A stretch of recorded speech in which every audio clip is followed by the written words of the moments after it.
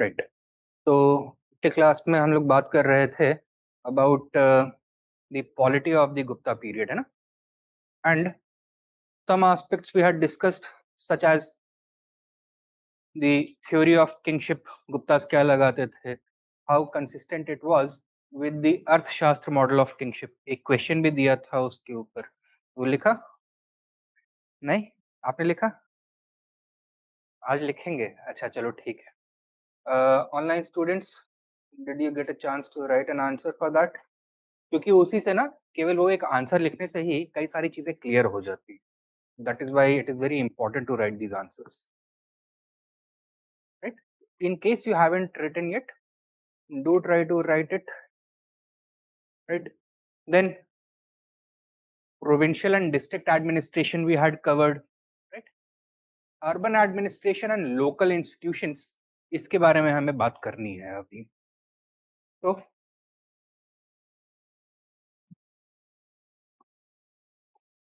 urban administration,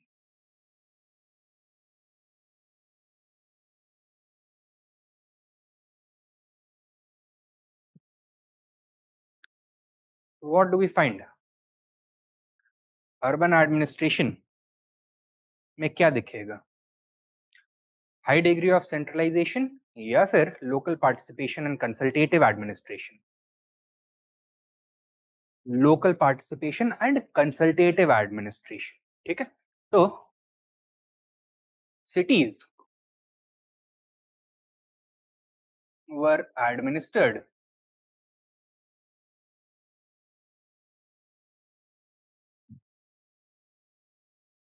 through a sophisticated mechanism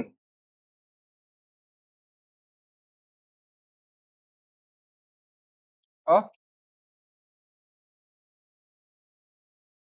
consultative and participative governance,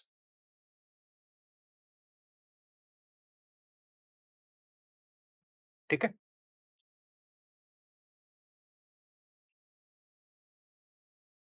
the Damodarpur copper plate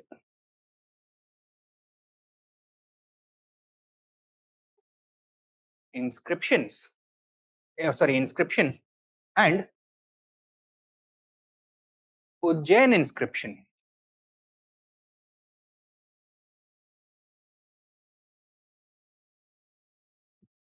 reveal the presence of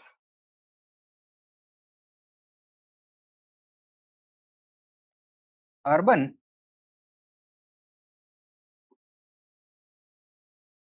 administrative councils known as, क्या बोलते हैं इनको? अधिकरण, ठीक है, known as अधिकरणs।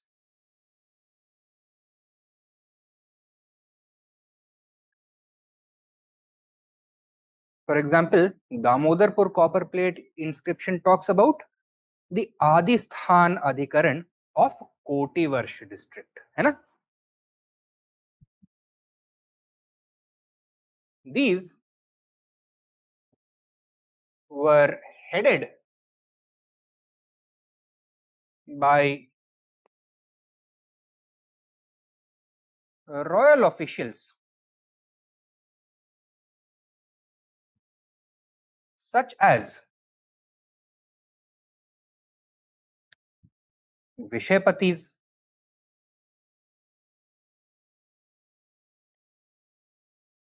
और नगरकाज और कुमार्स और अमात्याज,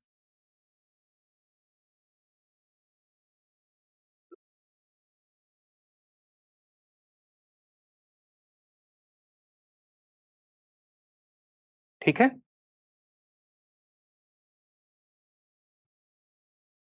However,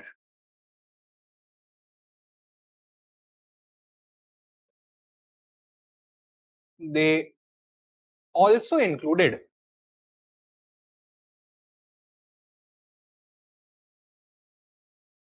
influential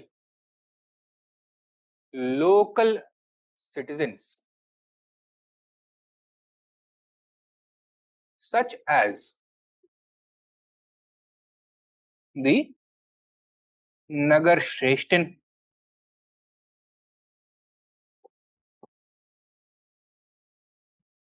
the Sarthvaha, the Pratham Kulika, and the Pratham Kayastha. Who were these people? Guild leaders थे ये, ठीक है. Nagar Shreshtin was the leader of the local guild of merchants and bankers, ठीक है.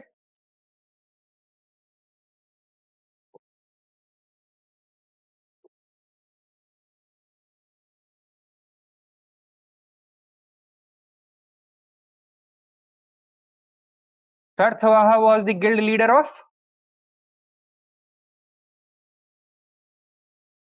yes, long distance caravan traders.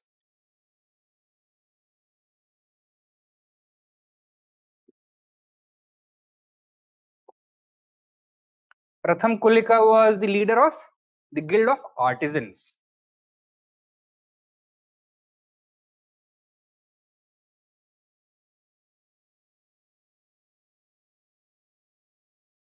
And Pratham Kayasth कौन था? He was the leader of the guild of, yeah, scribes. जो accountants होते थे उनको कायस्थ बोलते थे, तो प्रथम कायस्थ leader of the कायस्थs, ठीक है. Guild leader of scribes and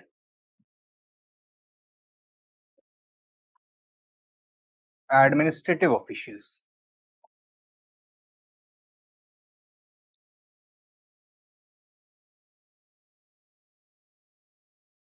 ठीक है, इतनी कहानी समझ में आई है?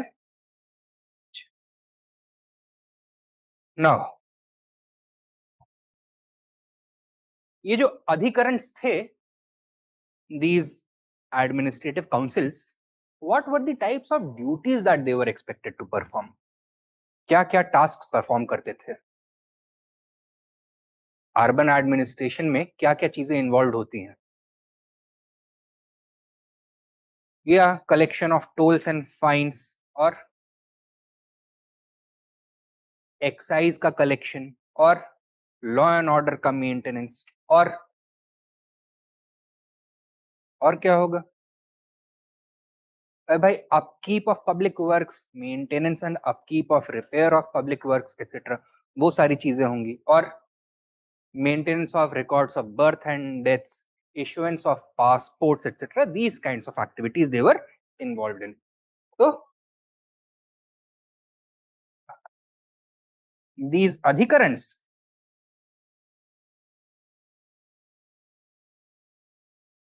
were involved in all aspects of urban administration.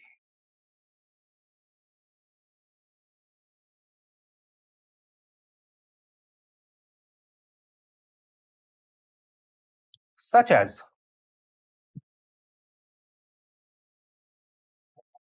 collection of tolls, taxes, and fines,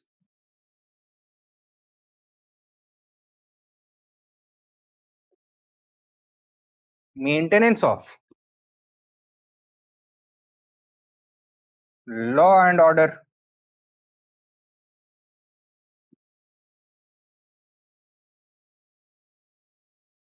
keeping records of birth and death, etc., etc., etc.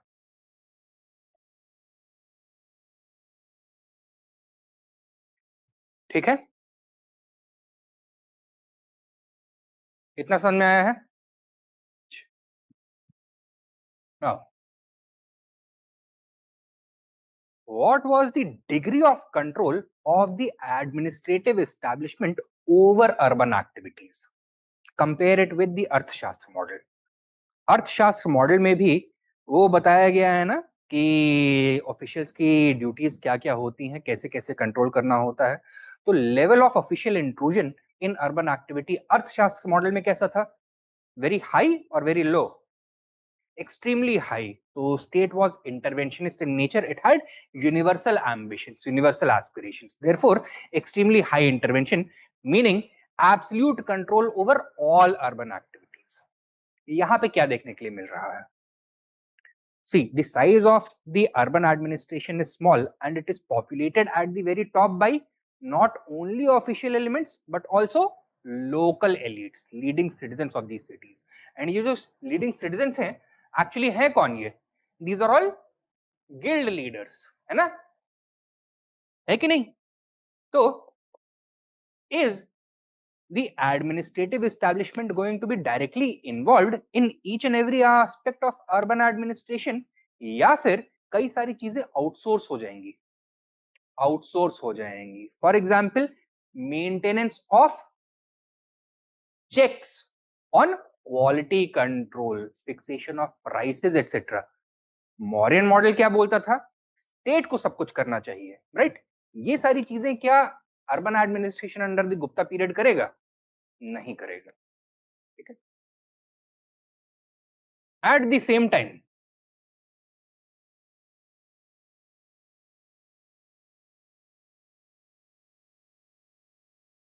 unlike the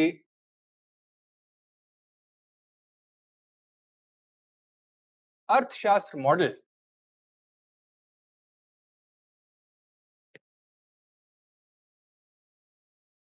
Gupta अधिकरणस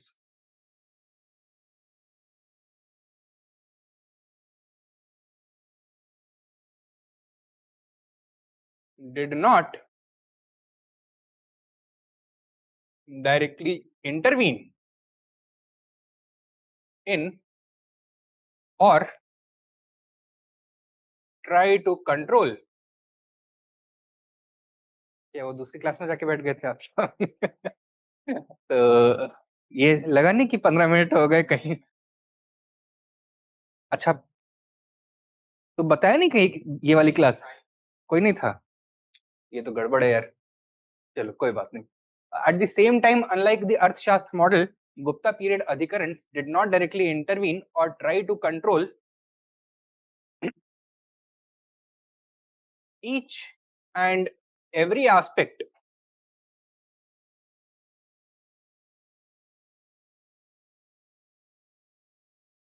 of urban life.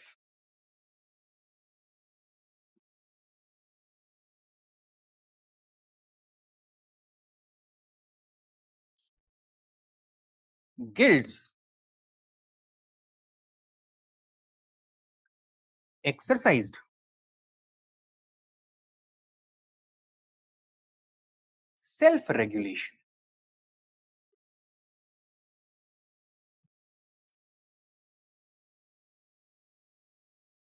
over aspects of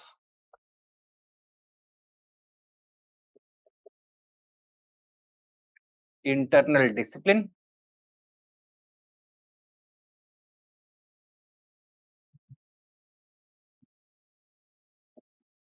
quality control,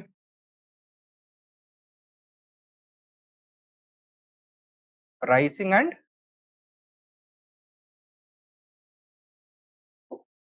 sourcing.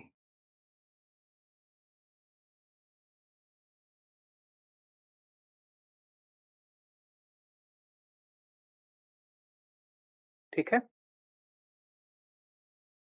So,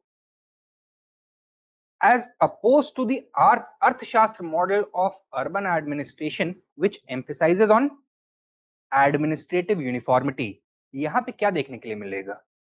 Complete uniformity और greater flexibility. Greater flexibility. As a result,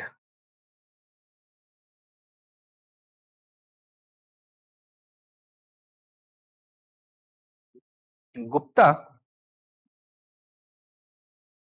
urban administration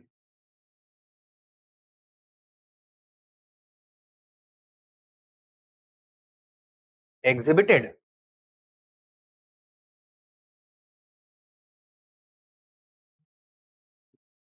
greater flexibility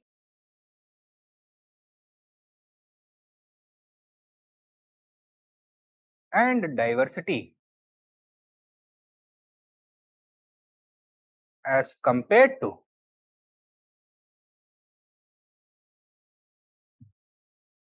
the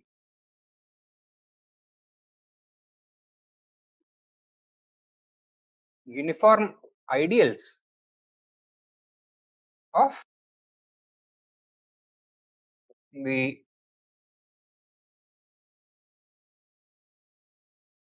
Arthashastra. Further, is central control over urban administration going to be evenly weak in all cities, या फिर depending on the region and its distance from the center, central control urban administration पे very करेगा. You remember graded imperialism का जो model था, हम देखते हैं कि 3 तरह की टेरिटरीज थी. कौन कौन से? ग्राहम, अनुग्रह एंड मोक्ष. तो सबसे कम central control over urban administration कहां देखने के लिए मिलेगा? मोक्ष में. उससे ज्यादा अनुग्रह में और सबसे ज्यादा ग्राहम में. ठीक है.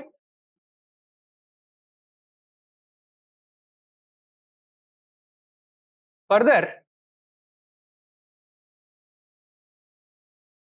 Central control over urban administration also varied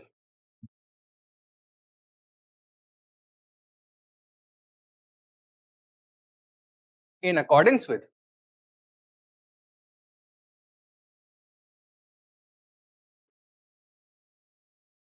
the model of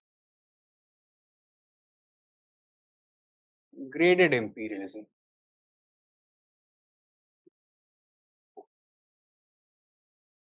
It was highest at the core and weakest in the periphery.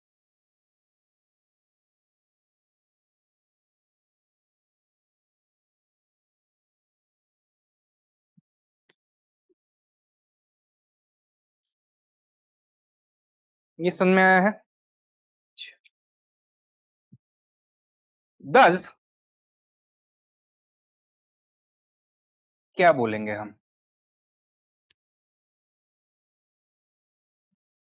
Is it the correct thing to perceive Gupta urban administration through the binary framework of centralized or decentralized?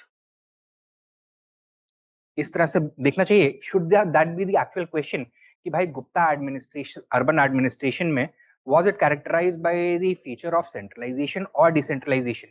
ये देखना चाहिए क्या? नहीं. Real question क्या है कि how were the Guptas able to maintain continued economic cohesion and integration production activity despite relatively weaker centralization? तो यहां पे जब हम ये क्वेश्चन पूछते हैं, then we are forced to focus upon what? On ideals or on mechanisms? On mechanisms. Ground reality कैसे काम करता था. ठीक है. Thus, instead of focusing on the elements of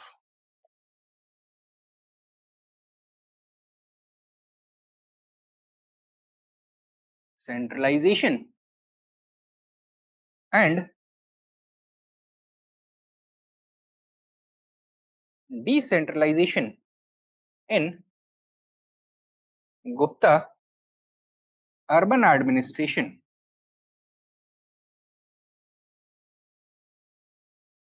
the real question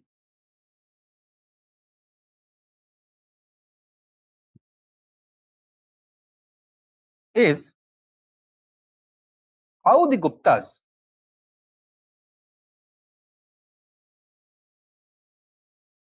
sustained economic growth and flourishing cities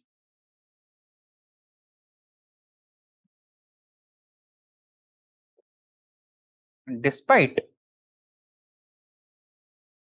relative political decentralization.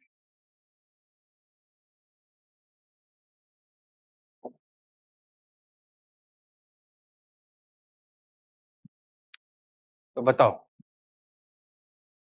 जब ये सवाल पूछते हो तो जवाब क्या निकलता है? कि भाई हमारा अजम्पशन तो अभी तक ये है ना कि continued urbanisation and urban flourishing craft production economic integration के लिए जरूरी क्या होता है? Political integration as well as heavy centralisation, administrative uniformity. That is our basic assumption. But यहाँ पे क्या देख रहे हैं कि वो सारी चीजें नहीं उतनी स्ट्रांग हैं, बट फिर भी अर्बन ग्रोथ चलता जा रहा है, cities are continuing to expand and grow. तो क्यों हो रहा है? We have already done this discussion during the Sangam period.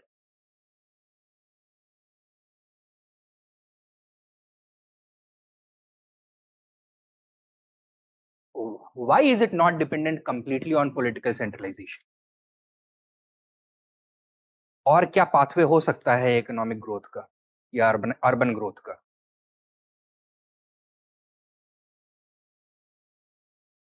Redistributive mechanisms, economic mechanisms rather than centralized appropriation. जब आप incentives create करते हो for the local elites to participate and benefit from the integrative services that you are trying to you have the ability to give, not political integration but economic network आपने establish कर रखा है, you are giving them a better deal than they had before. So that is the other pathway. ठीक है? तो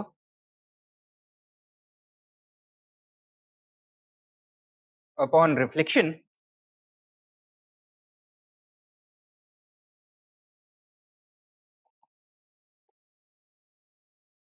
it emerges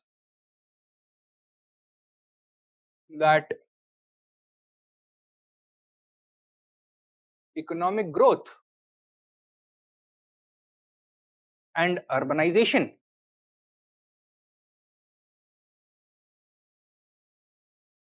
are not necessarily dependent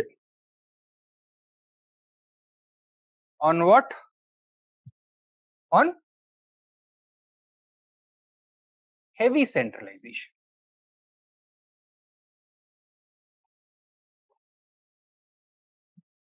In fact, economic growth and urbanisation के लिए actually जरूरी क्या होता है? इकोनॉमिक इंटीग्रेशन जरूरी होता है। ठीक है? The requirement of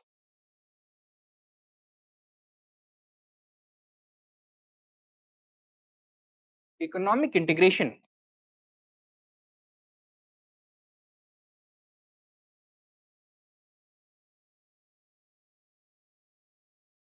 can be fulfilled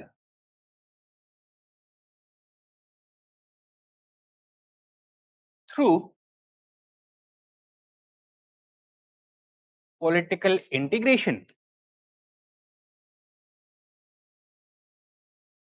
of local elites rather than the imposition of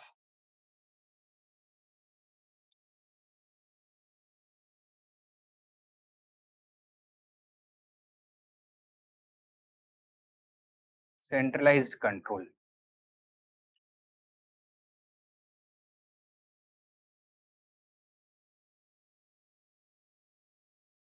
As a result, क्या बनता है? इंसेंटिव स्ट्रक्चर से मरते हैं. For what?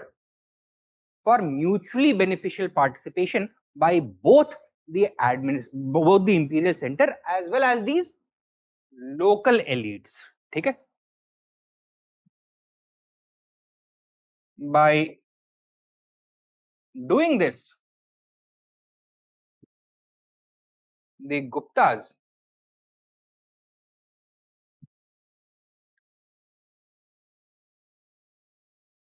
established,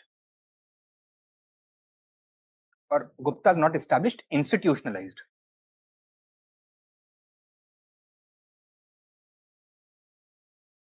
Institutionalized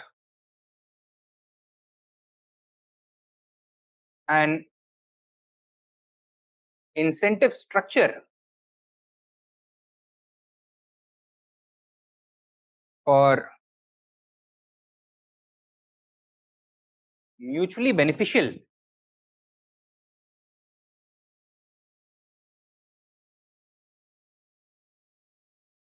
economic participation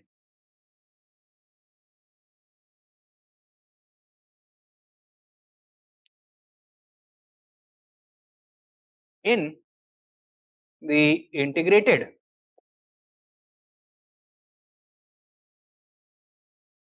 economic network. They sustained institutionalized an incentive structure for mutually beneficial economic participation in the integrated economic network. They sustained by local elites. And इसका institutionalized form क्या था? How did they institutionalize it? By establishing these अधिकरण्स, जहां पर एक royal official तो होगा ही, such as विषयपति, नगर का कुमार और अमात्य, बट साथ में लोकल एलिट्स भी विलिंगली पार्टिसिपेट करेंगे. ठीक है.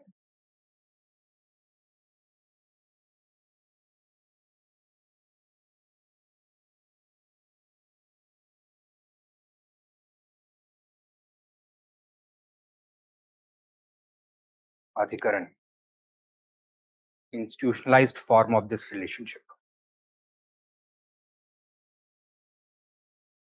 समझ में आया है इतना?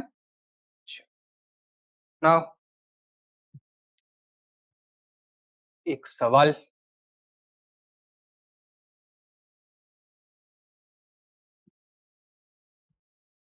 Gupta cities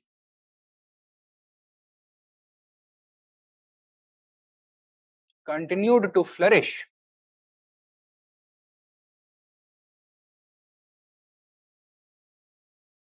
despite weaker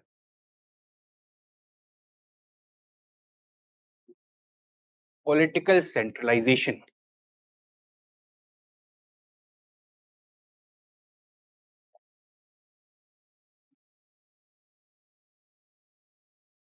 Explain.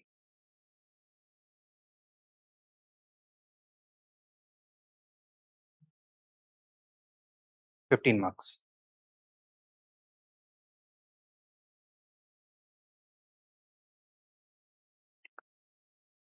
तो कैसे करोगे इसको? How are you going to proceed? 3 pages भरने हैं पूरे. बताइए. क्वेश्चन का सेंट्रल डिमांड तो समझ में आया ना, कि भाई एक पैराडॉक्स हमको दिखता है, वो एक्सप्लेन करना है कि क्यों था. क्या पैराडॉक्स है?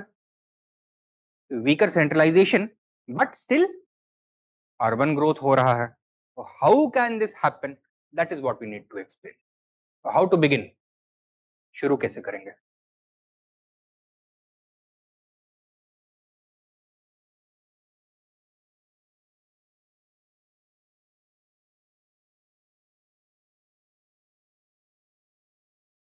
But urbanization in the backdrop of political fragmentation or decentralization appears to be miraculous, right? ये मिरेकल था या नहीं था, ये देखना है। एंड अगर था तो कैसे परफॉर्म किया गया, वो जानना है हमको। सीक्रेट कहां छुपा हुआ है? their policy of graded imperialism, which is also going to be reflected in their urban administration. And इन्होंने अर्बन एडमिनिस्ट्रेशन में over and above post modern period क्या किया? जो ये इंसेंटिव स्ट्रक्चर था which existed in a non institutionalized manner during the post modern period, अब उसको क्या कर दिया? इंस्टीट्यूशनल फॉर्म दे दिया, which is preserved in donative record such as Damodar copper plate inscriptions, Ujjain inscriptions, which talk of अधिकरणस। ठीक है, तो वो हमको बताना है। साथ में अब भाई देखो, केवल और केवल ये बताओगे तो मैक्सिमम 2 पेजेस भर पाएंगे। 3 पेजेस भरने के लिए और क्या करना पड़ेगा? you'll have to provide some evidence na, of what? Of flourishing cities during the Gupta period. तो एविडेंस कहाँ छुपा हुआ है? This was a period of copious literary production. ठीक है, अब इतना ज्यादा अगर इतने हाई वॉल्यूम में लिटरेचर प्रोड्यूस हो रहा है तो क्या जंगल गांव में बैठ के लोग लिख रहे होंगे?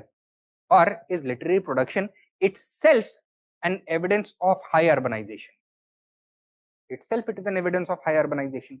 Secondly, if you look at the literary description of these cities, चाहे वो विक्रम और वशिया हो, मेघदूतम हो, एटसेट्रा, तो कैसा दिखता है? छोटे छोटे डिलाबिडेटेड टाउन्स दिखते हैं which are increasingly being deserted, या फिर बसलिंग सिटीज दिखती हैं? बसलिंग सिटीज दिखती हैं जहां पर एक कॉस्मोपॉलिटन अर्बन एनवायरनमेंट फ्लरिश कर रहा है, जो कि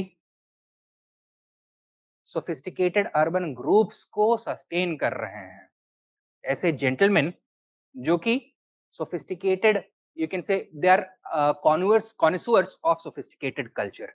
फॉर एग्जाम्पल कालिदास इन लोगों को क्या बोलता है? नगर का बोलता है। तो these are people who are part and parcel of the urban environment. ठीक है, ये डिस्कशन चल रहा है। He talks about bustling cities such as Vaishali, Ujjain etcetera. साथ में पाहियान भी आया था ना इस दौर में। वो किस तरह का डिस्क्रिप्शन देता है? Literary description of cities such as Pataliputra etcetera. huge cities, probably the largest city in the entire world he had ever seen, right? जहां पे अलग अलग देशों से, अलग अलग रीजन से आने वाले मर्चेंट्स पॉपुलेट कर रहे हैं जिनको, राइट? तो these kinds of descriptions are there. This is going to be useful to explain this paradox कि भाई politically तो centralization weak था, but Gupta cities continued to flourish. तो ये हम एस्टैब्लिश कर सकते हैं इससे। एंड देन ये कर लिया, इसके बाद हमें जाना चाहिए कि भाई ये इकोनॉमिक मिरेकल कैसे हुआ, right? This paradoxical situation, how did it emerge? लिख लोगे इसको? ठीक है। Now urban administration and local institutions देख लिया। अब एक सवाल आता है, गुप्ता एडमिनिस्ट्रेशन सेंट्रलाइज्ड और डिसेंट्रलाइज्ड? बताओ, सेंट्रलाइज्ड था या डिसेंट्रलाइज्ड था?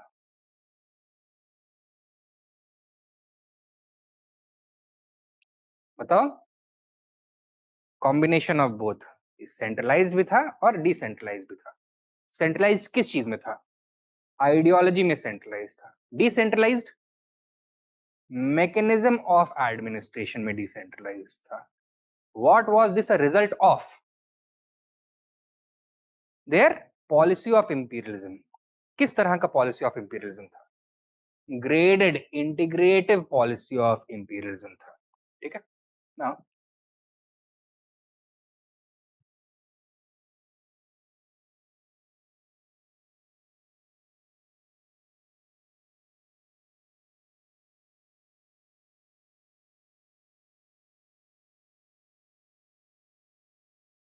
Gupta administration, was it centralized or decentralized? So it exhibited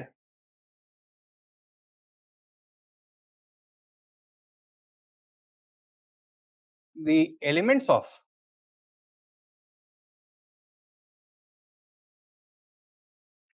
both centralization and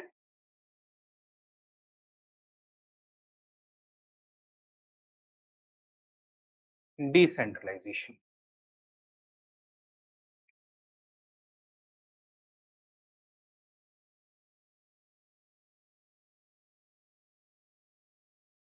centralisation के क्या एलिमेंट्स थे?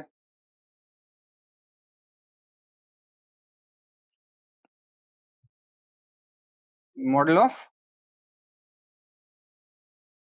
Absolute hereditary monarchy, the notion of divine kingship, the establishment of institutions for instrumentalizing royal authority, such as the portfolio system of administration.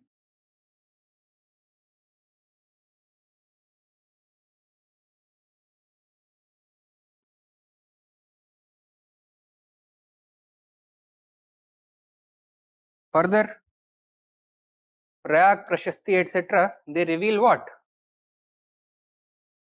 The inability of Gupta rulers to exercise military supremacy or supreme military authority of the Guptas. Military supremacy.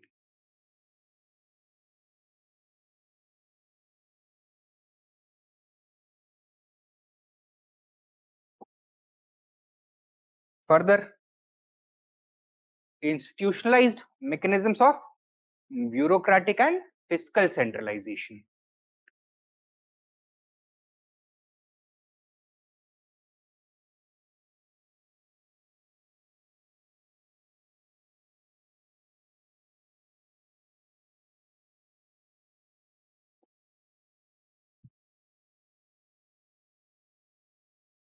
Further, the projection of the ruler not only as the supreme secular authority but also the sustainer of dharma, moral and social order.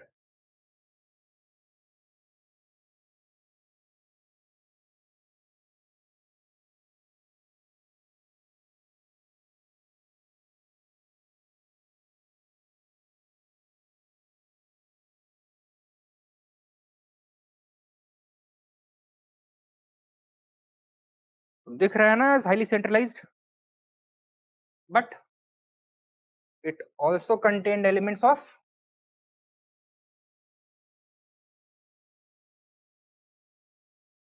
decentralization. You can write also over here high sounding titles.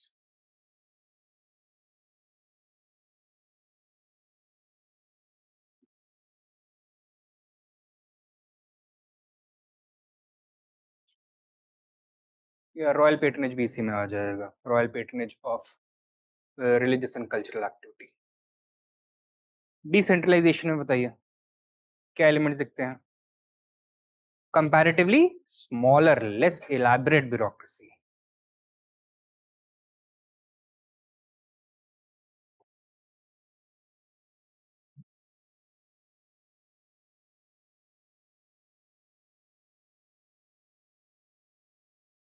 State हर चीज में अपनी टांग अड़ाता था?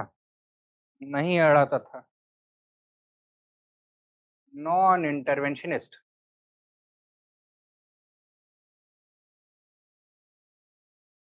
State policy.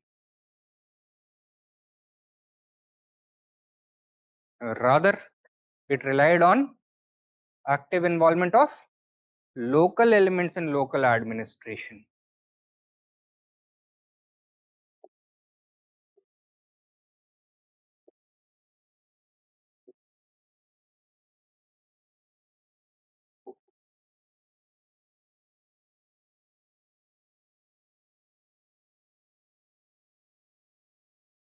An important development during the Gupta period was the proliferation of land grants, in which not only ownership of land or the right to collect revenue from a parcel of land was transferred, but even administrative power was also transferred. So,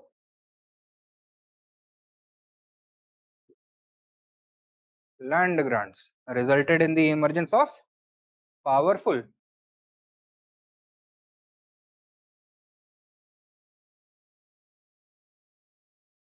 intermediaries. Then, even at the level of central administration, what do we find?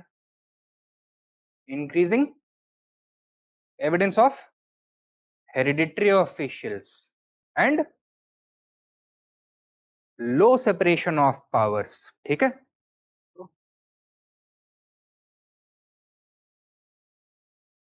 Hereditary officials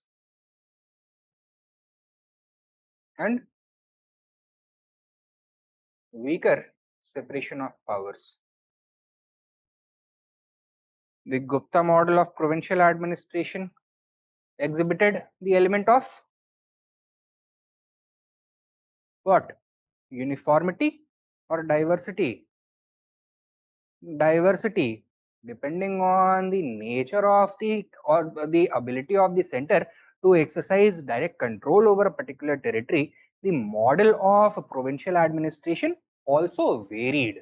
तो core region में higher degree of centralisation दिखेगा, intermediate regions में feudal control दिखेगा, and then in the peripheral zone direct authority of the king, is it going to be permanent or impermanent? Impermanent in nature. ठीक है? तो variance in the degree of central authority in provincial administration, even at the local level, whether it is in rural administration or urban administration, what do we find? Complete centralized administration or participative administration, consultative administration, local autonomy, ये सारी चीजें देखने के लिए मिलती हैं. ठीक है? तो prominent role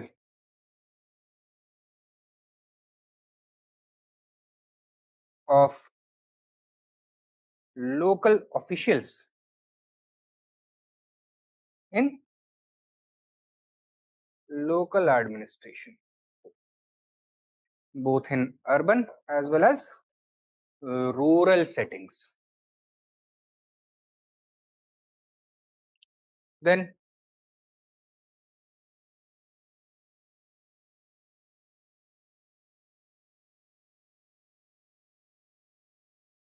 legitimacy was intimately linked with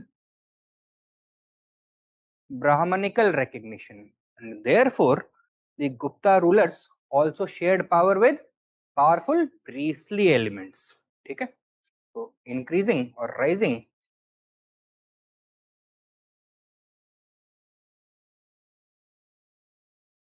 dependence on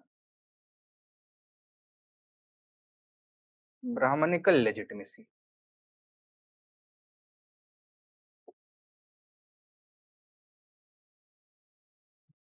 Further, even when it came to military expansion, were the Guptas acting independently or did they have to rely upon powerful allies?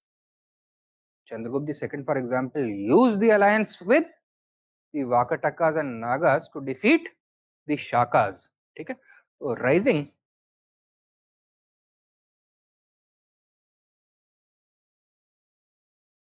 dependence on political and military alliances. Further, the very fact that the Guptas were having to depend upon royal propaganda, cultural patronage, etc., indicates that real authority, was it increasing or weakening?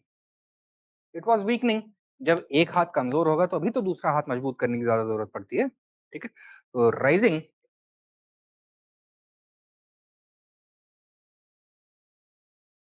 dependence on propaganda and cultural patronage reveals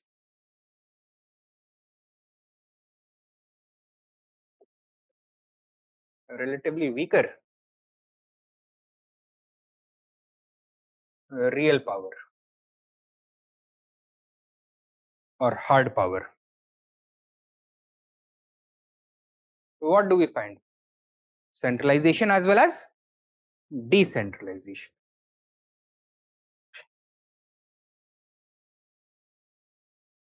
On the whole, क्या बोला जा सकता है?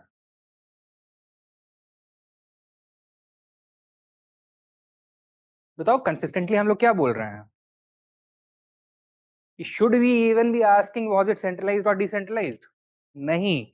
क्यों? क्योंकि perfect centralisation वाला जो model है, was it ever intended to be a realistic model या फिर केवल एक आइडियलिस्टिक नॉर्म था? आइडियलिस्टिक नॉर्म था. And when power is exercised in the real world, तो ऑब्वियसली उसमें आइडियल से नॉर्म से कुछ चेंजेस होंगे ही होंगे. So instead of trying to identify the elements of centralisation and decentralisation, Gupta model of administration का रियल सिग्निफिकेंस कहां लाई करता है? In their ability to extract integration through pragmatic mechanisms. उसका सिग्निफिकेंस उसके pragmatism में है, आइडियलिज्म में नहीं है. ठीक है. On the whole, the Gupta model of administration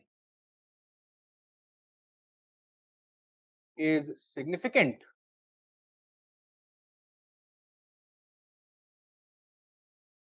for its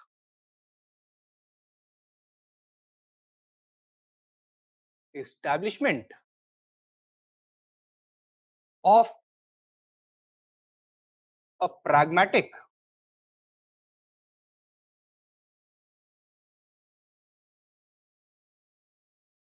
equilibrium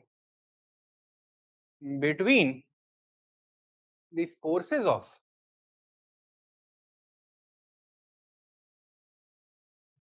centralization and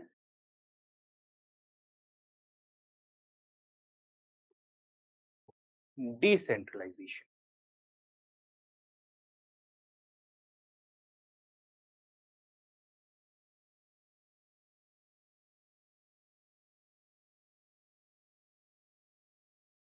एक सवाल और.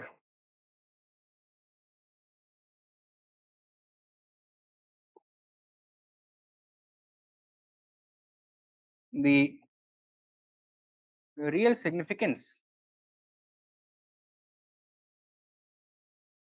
of Gupta imperialism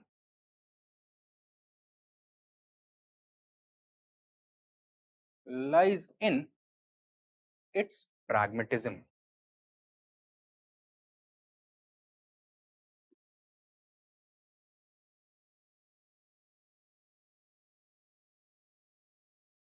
Elaborate.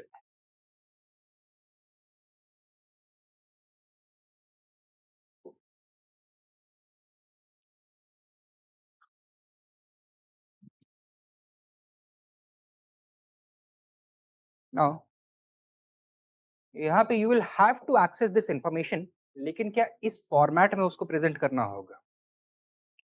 किस फॉर्मेट में प्रेजेंट करना होगा? एक डायलॉग एस्टैब्लिश करना होगा. Between whom? Between Kautilya and Samudragupta, Chandragupta etcetera. These people. Kautilya ने क्या दिया? एक normative model. And Chandragupta, Samudragupta ने क्या किया? उसका प्रैक्टिकल एप्लीकेशन किया. राइट. तो here you will have to retrieve this framework, लेकिन उसका फ्रेमिंग जो है ना वो अलग तरह से करना होगा. Therein lies your test. Will you be able to do it? ठीक है। एंड अल्टीमेटली आपको इसके सिग्निफिकेंस को हाईलाइट करना पड़ेगा। तो इसके प्रैक्टिकल होने का सिग्निफिकेंस क्या हुआ? लंबे टाइम तक चला, लंबे टाइम तक स्टेबिलिटी रही, they were able to sustain prosperity, growth etcetera. इतना कि इस दौर को ही क्या बोल दिया जाता है? The golden age of ancient India. ठीक है, तो वहां तक लिंकेज लेके जाना पड़ेगा आपको। Will you be able to do it? कर लोगे? In fact let this be the damp question for today, submission वाला।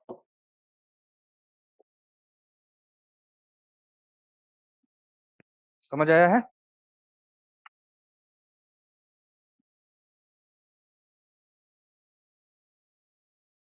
चलो राइट, ये हो गया सेंट्रलाइजेशन डिसेंट्रलाइजेशन वाला मुद्दा। Then land grants and the growth of local power. ठीक है,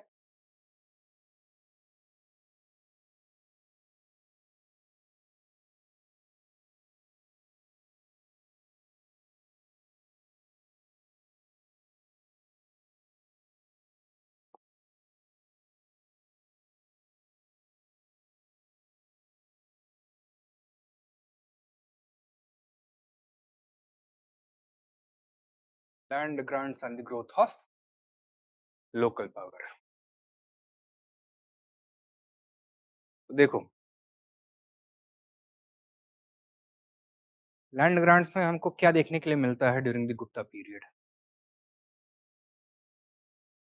Their frequency substantially increases. We have references to greater number of land grants during this period. And characteristic क्या है इन land grants का? Both secular as well as religious land grants दिए जा रहे हैं. And is only the transfership or transfer of land ownership happening, or is the right to collect revenue, maintain administration, administer justice, ये वाली चीजें भी transfer करी जा रही हैं. These things are also being transferred. What is the nature of these land grants when it comes to their transferability? Are these transferable or non-transferable?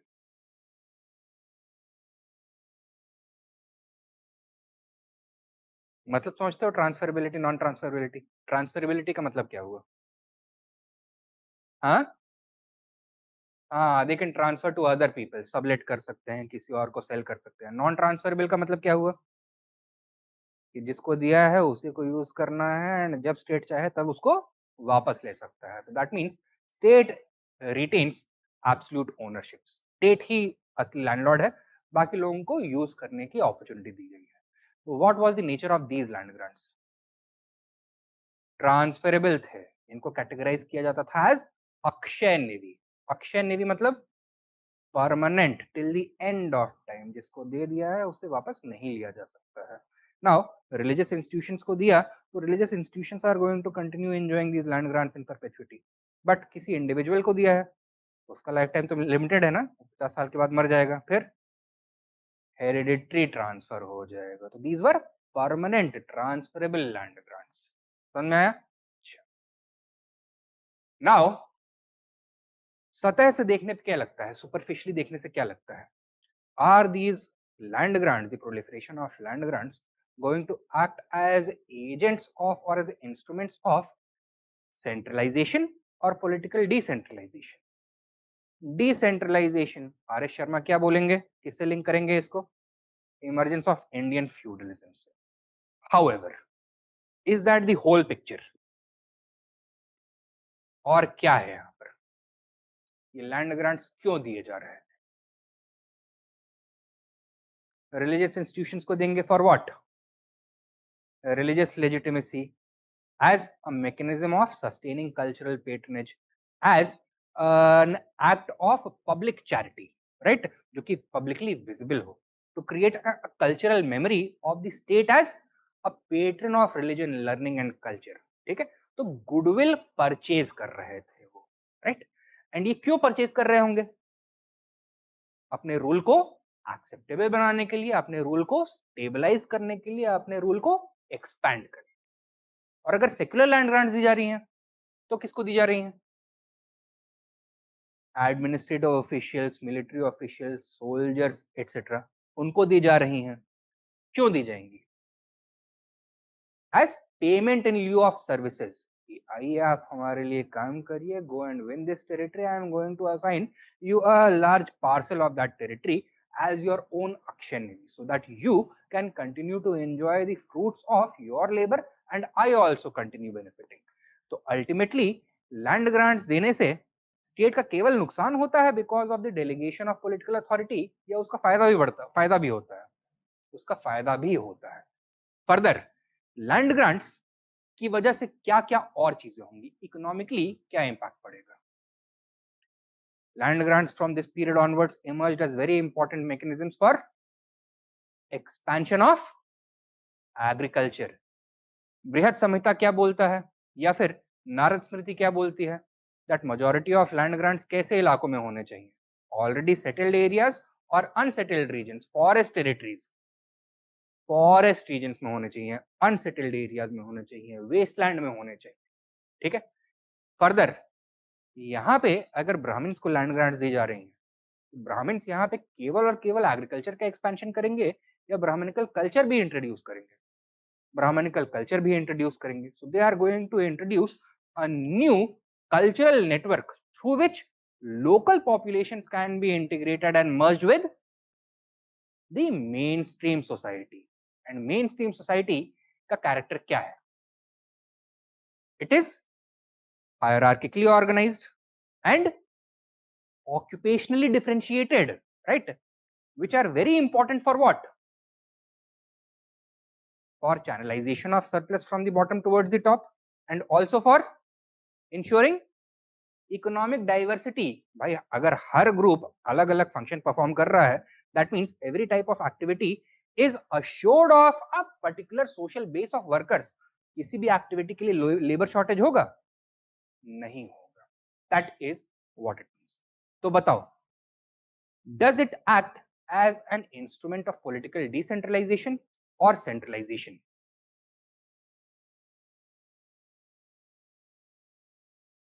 Potential दोनों का है। ठीक है। डिपेंड किस पे करता है कि किस तरह से एक्ट करेगा? On the equilibrium of power. ठीक है। अब गुप्ताज ने क्या किया था? They started from a power reserve, उनके पास अथॉरिटी ज्यादा थी and therefore they could delegate some power. Once the equilibrium was reached, further delegation would it have been better or worse for them? It would have been worse for them. But by this point of time, because state के needs increase होते जा रहे थे and therefore land grants का proliferation और बढ़ता जाएगा, the autonomy of land grantees is going to increase further and further, and ultimately एक टाइम आएगा जब पावर रिजर्व पॉजिटिव से नेगेटिव की टेरिटरी में चला जाएगा। जब यहाँ पे पहुंचेगा, further land grants are they going to act as instruments of centralisation और डिसेंट्रलाइजेशन? सेंट्रलाइजेशन। लेकिन जब तक पावर रिजर्व पॉजिटिव में था तब तक centralisation, integration, expansion, economic growth, social integration, इस तरह का फोर्स की तरह कर रहा है। तो should we consider land grants to the binary of centralisation और डिसेंट्रलाइजेशन अलोन? वो नहीं करना चाहिए हमको। समझ में आया? अब एक सवाल लो,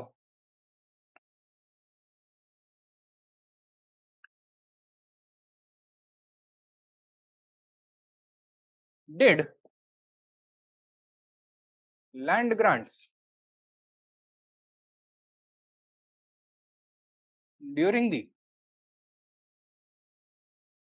Gupta Vakataka period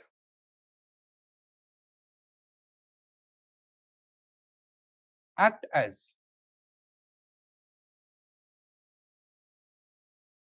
instruments of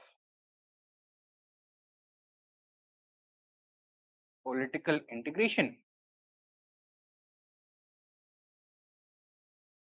or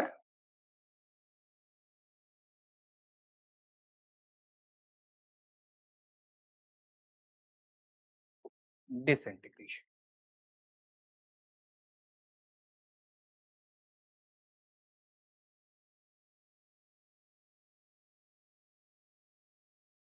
15 number लिखोगे अभी? है गुदा? हाँ, लिख लोगे ना? कितना टाइम चाहिए?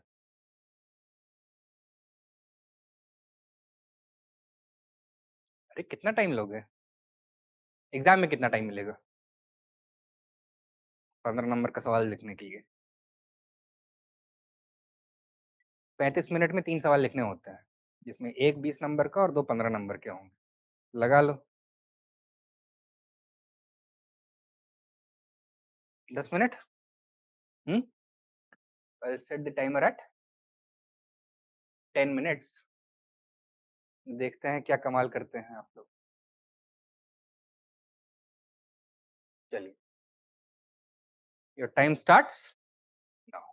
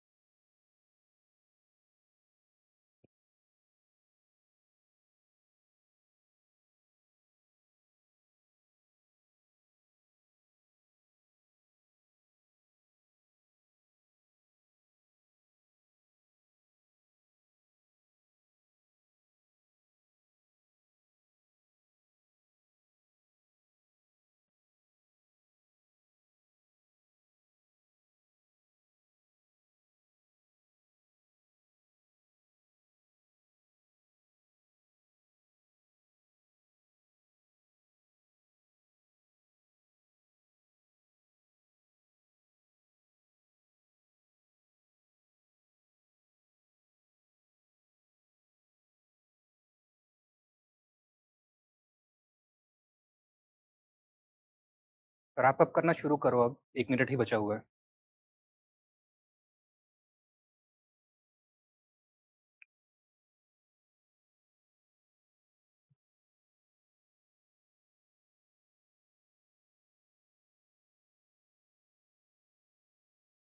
इंश्योर कि कंक्लूजन लिखा हुआ हो, ऐसा नहीं होना चाहिए कि अब्रप्टली एंड हो जाए।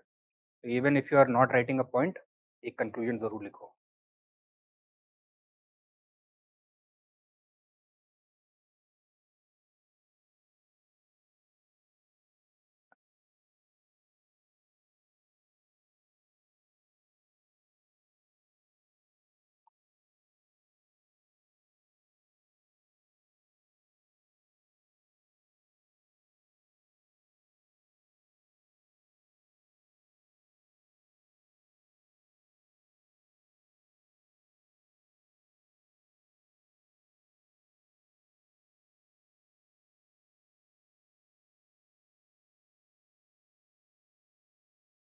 हो गया? खैर, हुआ हो नहीं हुआ हो फर्क नहीं पड़ता। टेक आउट योर फोन्स, इसका पीडीएफ बनाओ और टेलीग्राम ग्रुप पे अपलोड करो। अभी सब लोग ये इवैल्यूएट होकर के आपको मिलेगा, ठीक है, by tomorrow. This is going to be your submission question for today. ठीक, इस तरह से इफ यू वांट, रोज की क्लास में एक एक क्वेश्चन करवाया जा सकता है। असलियत पता लगनी चाहिए, राइट? अदरवाइज आइडियल कंडीशंस में आप लोग भी अर्थशास्त्र मॉडल ही फिक्स करते रह जाओगे, कभी समुद्रगुप्त वाला मॉडल फिट ही नहीं करने की कोशिश करोगे। तो टेक आउट योर फोन्स, इसका पीडीएफ बना करके अपलोड करिए। Online students, you guys also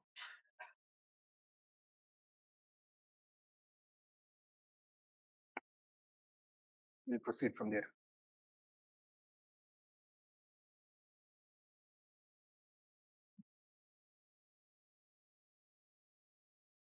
क्या हुआ, शर्म आ रही है अपलोड करने में क्या?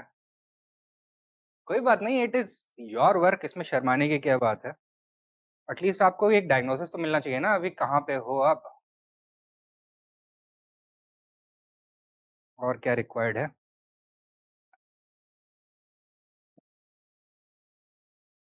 शर्म आ रही है, कोई बात नहीं। तो बोलते हैं ना, भगवान के सामने, डॉक्टर के सामने शर्माना नहीं होता है, जो जो होता है बता देना चाहिए। Think of this exercise as your own diagnosis. कोई इवैल्यूएशन होकर के मिलेगा तो पता लगेगा कि कहाँ पे काम करने की जरूरत है। पोर्टल पे क्यों करना है, मतलब वही है ना कि दूसरे लोग ना देख लें। तो कोई बात नहीं, अपना क्या बोलते हैं वो चेंज कर लो। जो यूजर नेम है अनोनिमस कुछ कर लो, चिंटू मिंटू कुछ लिख लो अपना नाम। राइट?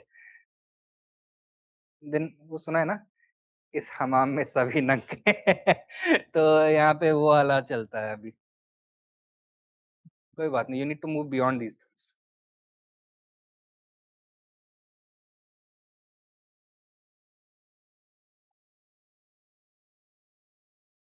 तो, तो कर देते हैं सबमिशन वाला क्वेश्चन। तो इसके पहले वाला जो था, that can be your practice वाला क्वेश्चन। कहाँ गया, कौन सा वाला था? यही वाला था?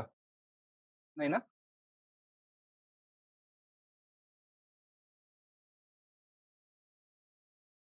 लैंड ग्रांट्स के पहले urban administration.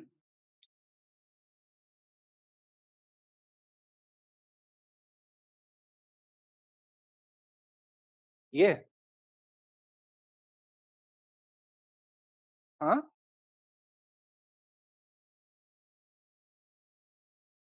Real significance of Gupta imperialism. क्या वो कहाँ चला गया यार, सवाल ही चला गया।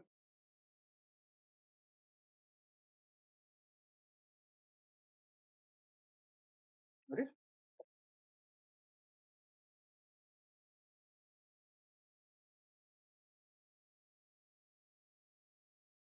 8th page. अच्छा ये था। This can be your practice वाला क्वेश्चन, ये सबमिशन। राइट,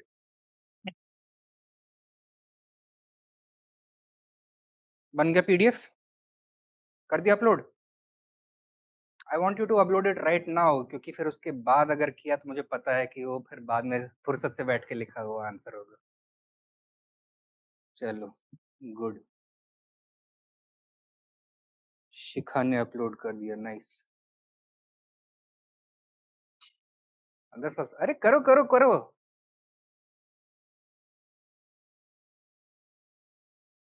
कभी कभी ऐसा धप्पा देना जरूरी होता है। राइट। चलो फिलहाल सवाल को डिस्कस कर लेते हैं। Did land grants during the Gupta Vakatak period act as instruments of political integration or disintegration? शुरुआत कैसे होनी चाहिए इसकी? शुरुआत ऐसी होनी चाहिए। ये बहुत बड़ा मुद्दा है इंडियन हिस्ट्री में, सभी लोग इसके जानने के लिए इंटरेस्टेड हैं, लेकिन किसी में सहमति है नहीं। It is a matter of debate.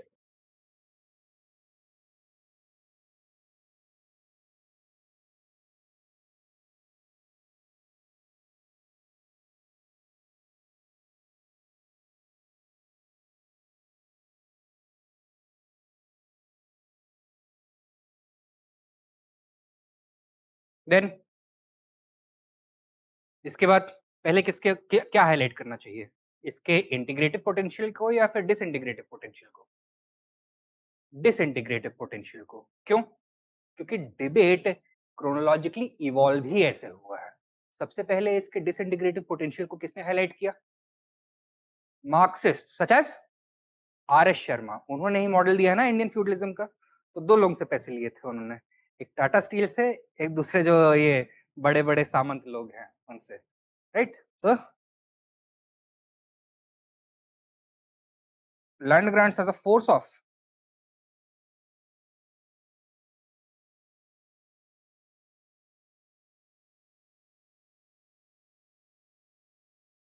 Disintegration.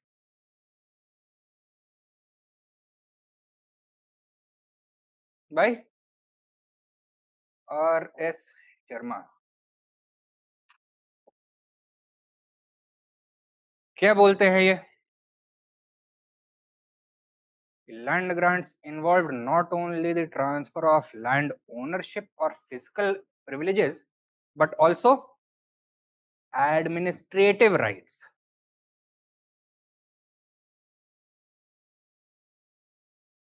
Transfer of fiscal privileges along with sovereign power.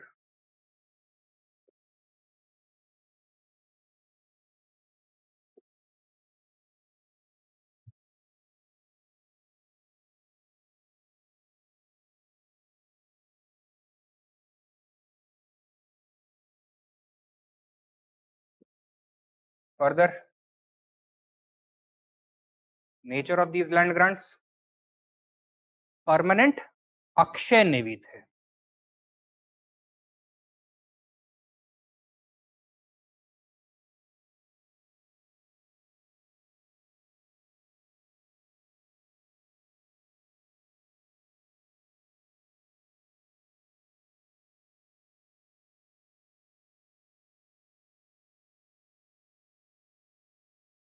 They were permanent, hereditary and transferable.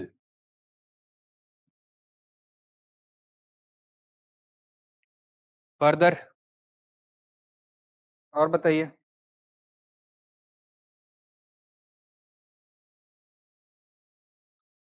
Actually ma'am मैंने ही बोला है, conducting a new exercise over here, तो यहाँ पे ही अपलोड करने के लिए बोला है।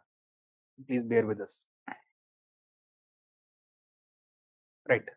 हाँ, और बताइए क्या क्या क्या लिखा है आपने as an instrument of disintegration क्यों थे? Transfer of fiscal privileges and sovereign power, ये तो आई एम श्योर लिखा ही होगा। अक्षय नेवी ग्रांट्स थे साथ में, फिस्कल प्रिविलेज में आ जाता है। और हाँ, जुडिशियल पावर सॉवरेन पावर में आ जाता है, एडमिनिस्ट्रेटिव पावर। इसके अलावा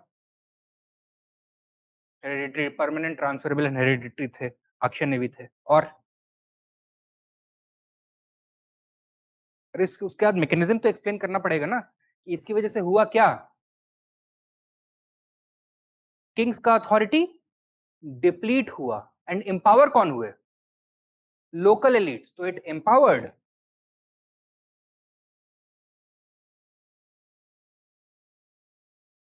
लोकल एलिट्स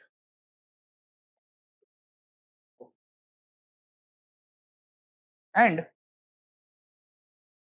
जो टेरिटोरियल कंट्रोल है किंग का अपने ही टेरिटरी पर, वो कैसा रहेगा? Is it going to remain intact और will it become fragmented? Fragmented.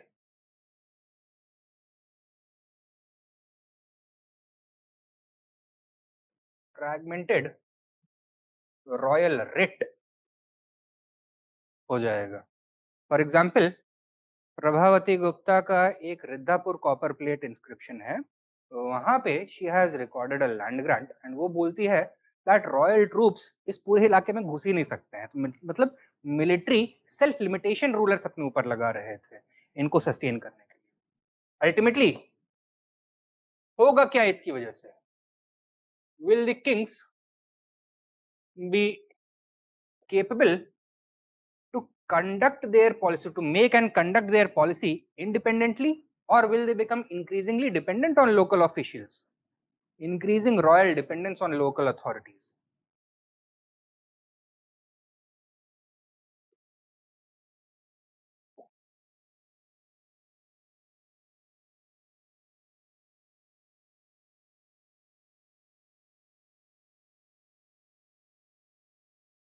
Further, क्योंकि अब फिजिकल बेस इंटीग्रेटेड नहीं है, यूनिफाइड नहीं है, फ्रैगमेंटेड है, therefore revenue will all the surplus being generated at the bottom flow into the center, or will it be appropriated locally?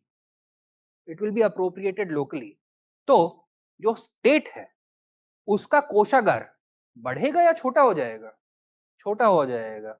And किसकी treasury फिर expand होगी? लोकल इंटरमीडियरीज की treasury expand होगी. तो physical competition between the center and feudals and feudatories would intensify, resulting in fiscal weakness at the center. Further, अब इनकी तिजोरी में खजाना है नहीं, लेकिन फिर भी इन्हें मिलिट्री मेंटेन करनी है, ऑफिशियल्स मेंटेन करने हैं. तो इंक्रीजिंगली रूलर्स को क्या करना पड़ेगा? अपने ऑफिशियल्स को इंक्रीजिंगली ये कैसे पे करेंगे? फर्दर लैंड ग्रांट्स में पे करेंगे. ठीक है. तो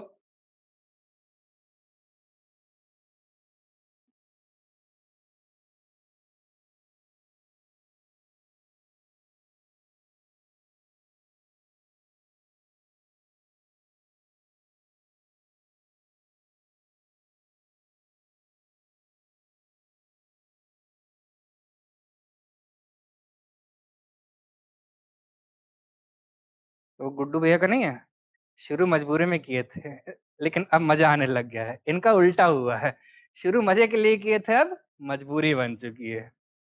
समझ में आया? एंड कितने लोगों ने यहाँ पे कोई फ्लो चार्ट या डायग्राम बनाया है? You tried. बाकी हूँ नहीं. एक अच्छा अपॉर्चुनिटी है यहाँ पे कि नहीं है? बहुत सिंपल बताना है आपको. यही जो रिलेशनशिप है उसको एक फ्लो चार्ट में तब्दील कर दीजिए. That land grants resulted in fiscal and administrative devolution,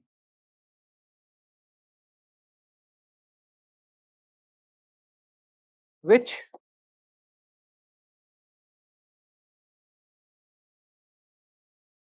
resulted in the emergence of stronger intermediaries.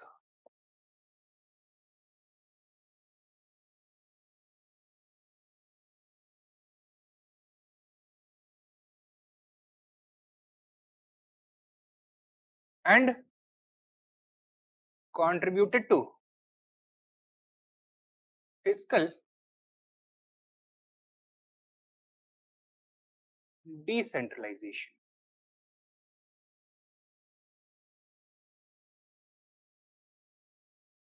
which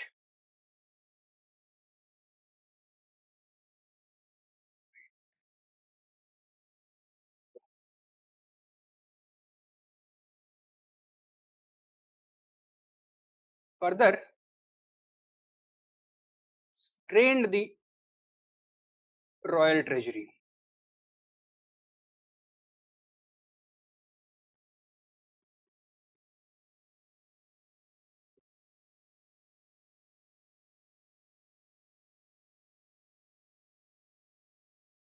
And led to political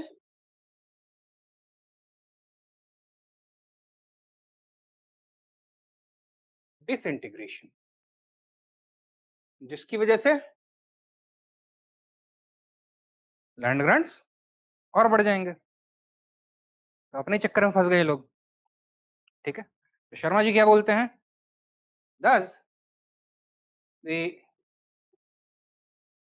Gupta rulers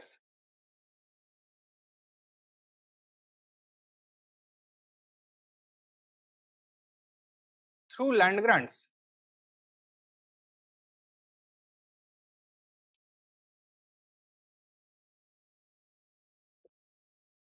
officiated their own decline, खुद ही के पैर पे कुल्हाड़ी मार ली।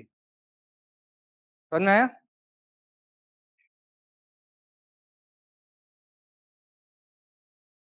बट क्या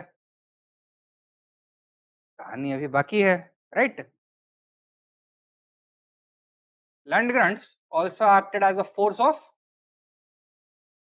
political integration.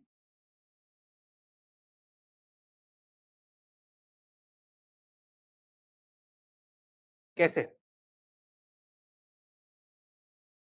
बताओ?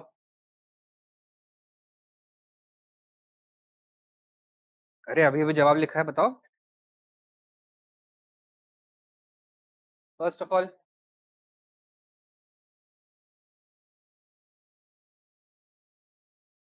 Territorial expansion through what? Through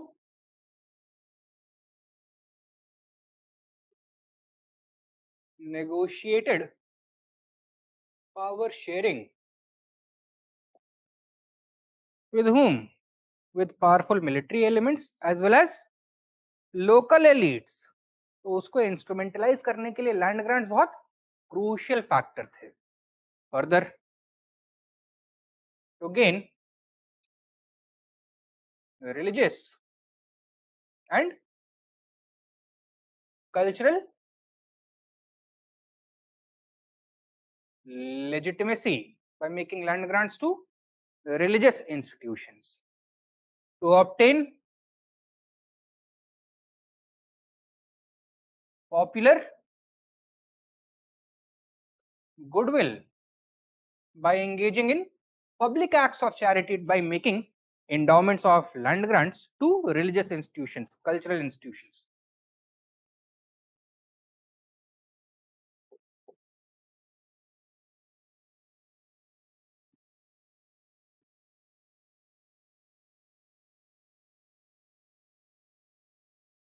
Further,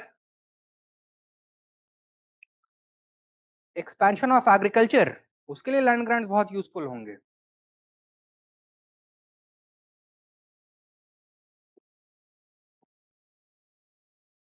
and ये political consolidation या इंटीग्रेशन को कैसे सस्टेन करेगा या सपोर्ट करेगा?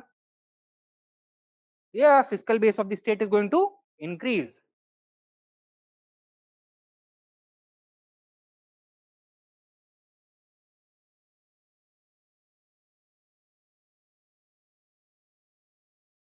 Further, expanding network of land grants acted as the hardware for the transmission of Brahmanical culture and values. Bringing about socio cultural and economic cohesion and integration, ठीक है। तो एज एन इंस्ट्रूमेंट ऑफ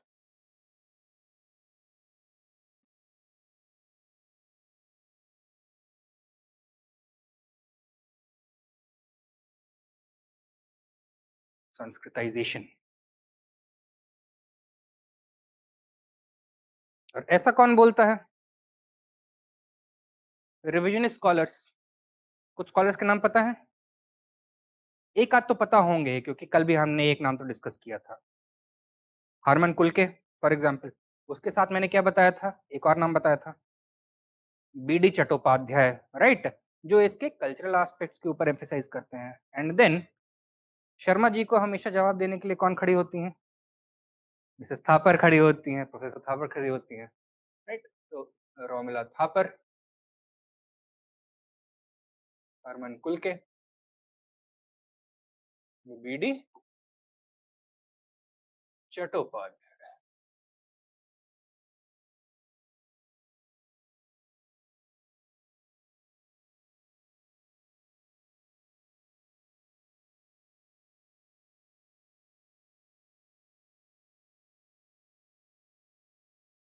समझ में आया इतना? अब बताओ, यहाँ मेन गेम होगा।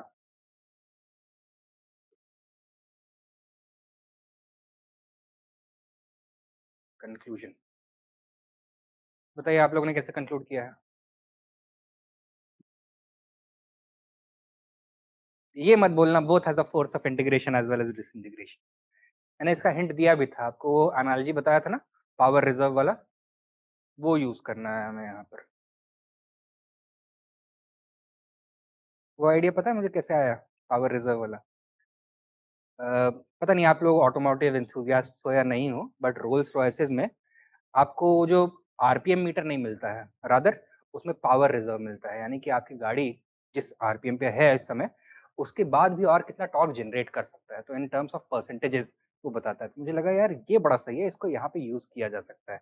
If it is in the positive, it is acting as a force of integration, but जैसे ही पावर रिजर्व नेगेटिव में जाएगा, it is going to tilt in favour of the feudal elements, it is going to act as an act of as a force of disintegration. तो यहाँ पे बोलना ये है that it possessed both integrative as well as disintegrative potential.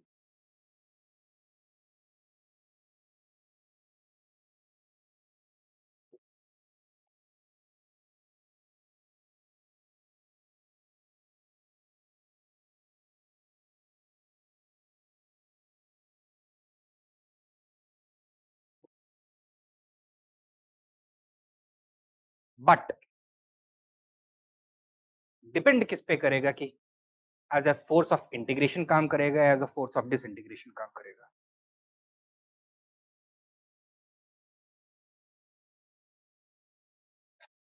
तो on the equilibrium of power, if it is already situated in the center, then it will act as a force of integration. But उसका loci अगर shift होकर के periphery में पहुंच गया है, तो it will act as a force of decentralization, disintegration. तो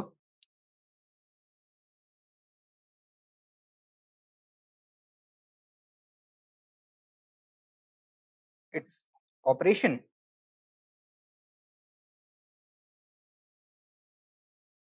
depended on the locus of the power equilibrium.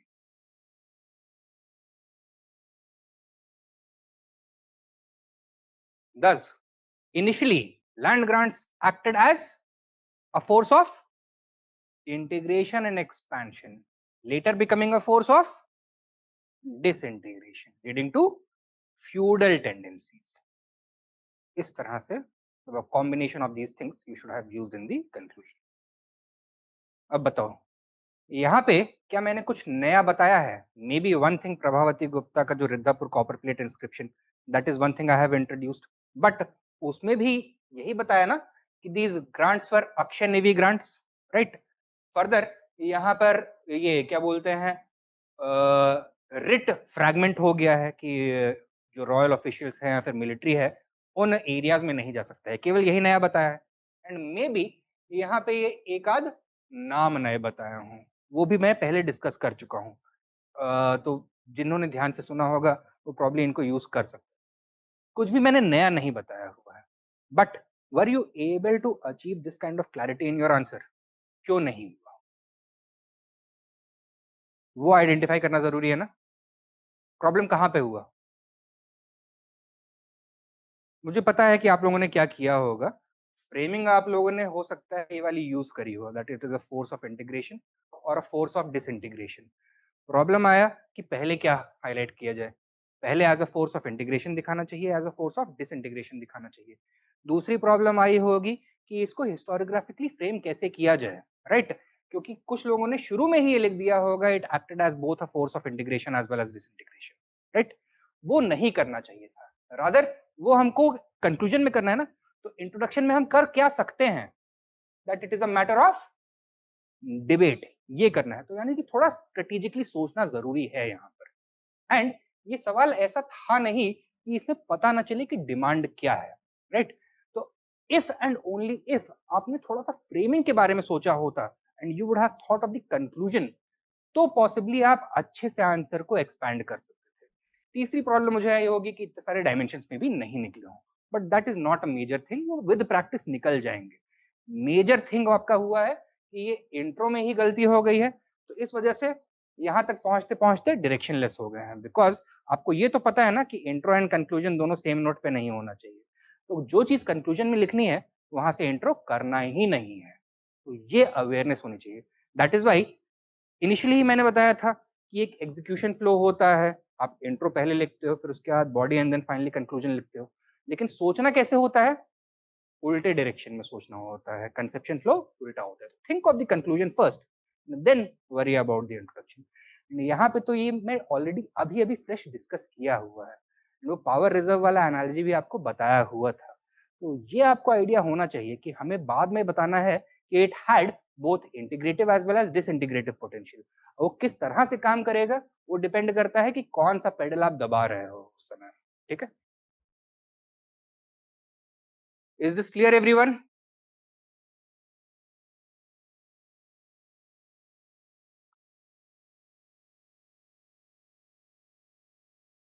या बाकी लोग बताओ, समझ में आया है?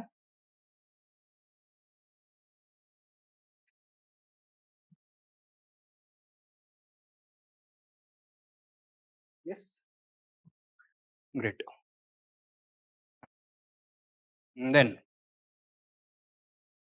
सवाल उठता है कि भाई there is a visible localization of authority during the Gupta period, right? Local officials की autonomy में इजाफा हो जाता है। The number of responsibilities that the state is performing they contract. There is greater delegation of power, devolution of authority. क्यों हो रहा है ऐसा? ठीक है? Why did political authority become increasingly localized in nature? What were the factors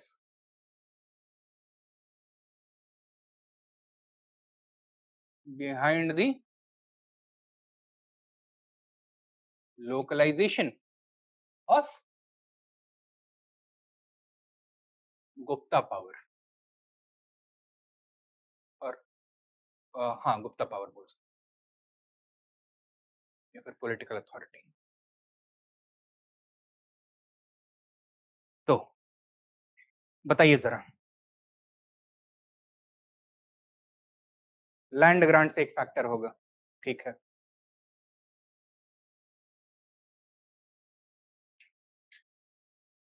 जब जल समेत भूमि अक्षय नेवी की तरह दे दी जाएगी, दी राइट टू एक्सट्रैक्ट विस्ट्री ट्रांसफर कर दिया जाएगा, रॉयल ऑफिशियल्स को उस एस्टेट में घुसने की मनाही होगी, सुप्रीम अथॉरिटी लैंड ओनर को दे दी जाएगी, जितने भी यहाँ पे डिपेंडेंट्स हैं they will live in accordance with the wishes of the land holder. तो ऑब्वियसली जो लैंड होल्डर होल्डर है ही बिकम सुप्रीम, उसके स्टेट का वही राजा बन जाता है। यहाँ से भैया जी का टेरिटरी शुरू, यहाँ पे भैया जी का टेरिटरी खत्म। ये वाला सिस्टम आ जाएगा कि इस वाले इलाके में सिक्का भी हमारा ही चलेगा, हुकूमत भी हमारी रहेगी, परचम भी हमारे ही होगा, निशान भी हमारे ही लगेंगे। चाहे तो बोली भी मैं ही बुलवा सकता हूँ राइट। तो ये वाला इक्वेशन हो जाएगा। लेकिन क्या केवल यही फैक्टर है? What are the other factors? Small bureaucracy, good.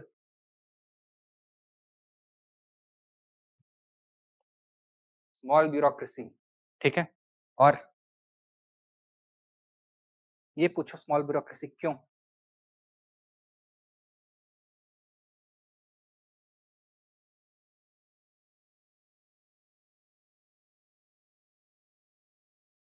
अरे छोटा ब्यूरोक्रेसी क्यों बना रहे रख रहे थे? एक तो इनका फिजिकल बेस छोटा है, ठीक है, और ये हर जगह पे अपनी नाक नहीं अड़ा रहे हैं, नॉन इंटरवेंशनिस्ट पॉलिसी है। और हम्म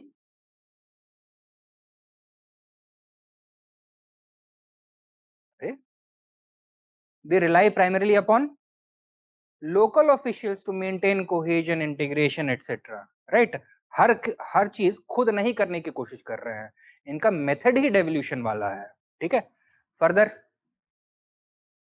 इतने सारे फंक्शनरीज नहीं चाहिए होंगे, क्योंकि क्यों नहीं चाहिए होंगे? ग्रेडेड इंपीरियलिज्म की वजह से, ठीक है। तो ये आधे जगह जिन पे जहां पे कंट्रोल कर रहे हैं वहां तो इनडायरेक्ट कंट्रोल है, अमरम सॉरी ये क्या बोलते हैं, मोक्ष टेरिटरीज हैं। बाकी जो इंटरमीडिएट एरियाज ऑफ कंट्रोल है वहां पर लोकल एलिमेंट्स को यूटिलाइज कर रहे हैं। तो जो ऑलरेडी एग्जिस्टिंग ब्यूरोक्रेसी था उसको ही इन्होंने इनकॉर्पोरेट कर लिया है। तो देयरफॉर जो ब्यूरोक्रेटिक स्ट्रक्चर ऊपर से इम्पोज किया गया है वो उतना बड़ा होने की जरूरत है नहीं। तो graded imperialism,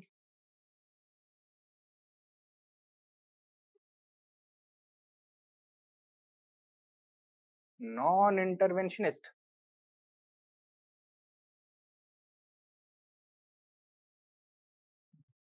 nature of state policy,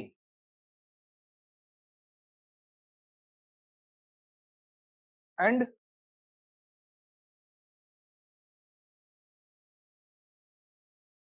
reliance on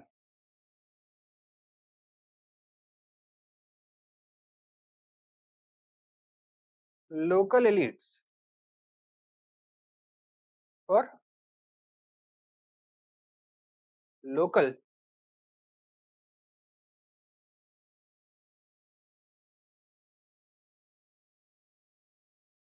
administration।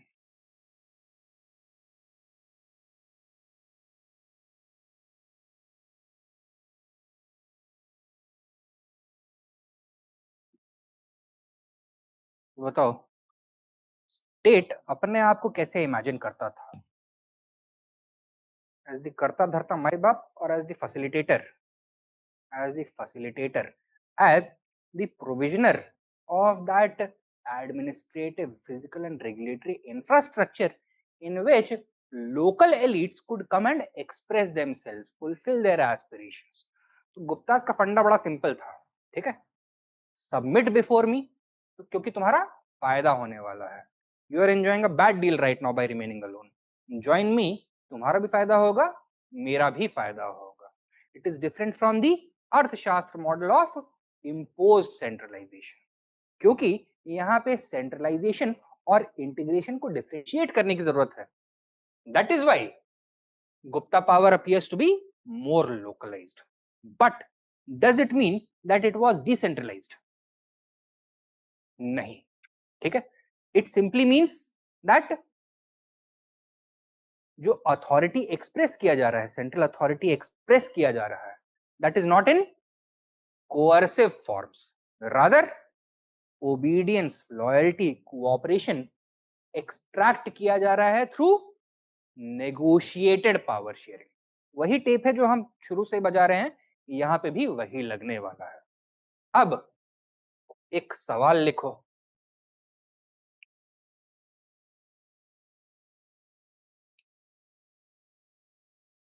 What were the factors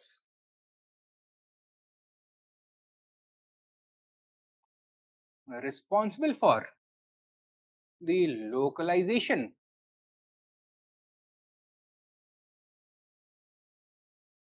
of political authority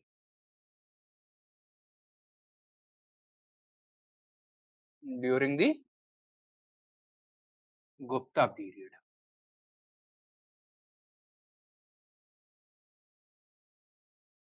Question mark.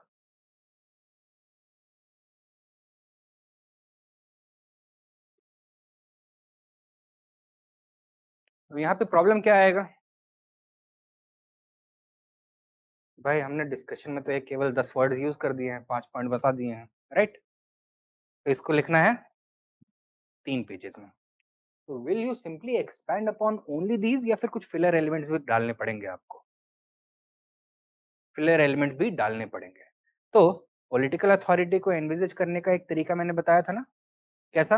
वो घर बना करके, hard power and soft power, see if that is applicable over here. ठीक है, वो क्या एप्लीकेबल है? And तो यहाँ पे ये हमने कौन से एलिमेंट्स हाईलाइट किए हैं? सारे हार्ड पावर वाले एलिमेंट्स हैं, इसमें कोई भी सॉफ्ट पावर का एक्सपेंशन है नहीं है। But will the consolidation of Gupta authority through soft power mechanisms not be equally important in the localization of Gupta power, hard power? वो भी होगा। तो वो मिसिंग एलिमेंट है जो कि आपको अपने आंसर में इंक्लूड करना ही करना चाहिए। तो ये हमको दिखाना है कि the Guptas could afford to have localized political authority, क्योंकि उन्होंने वीकर पॉलिटिकल अथॉरिटी को सब्सिडाइज किससे कर दिया था? With stronger soft power. वो भी यहां पे बताना है कि the consolidation of soft power acted as an enabler, it liberated the Gupta state from the necessity of strong political centralization. So the state could exercise authority without spending that much, without investing that much. तो वो element भी यहां पर आपका होना चाहिए। हो जाएगा? ठीक है। Now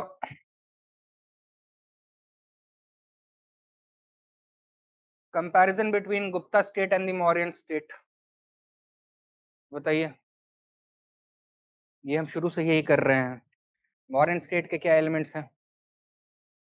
high degree of centralization, policy of state intervention, direct economic participation and control, और creation of a moral ethical framework, state पैटर्नलिज्म।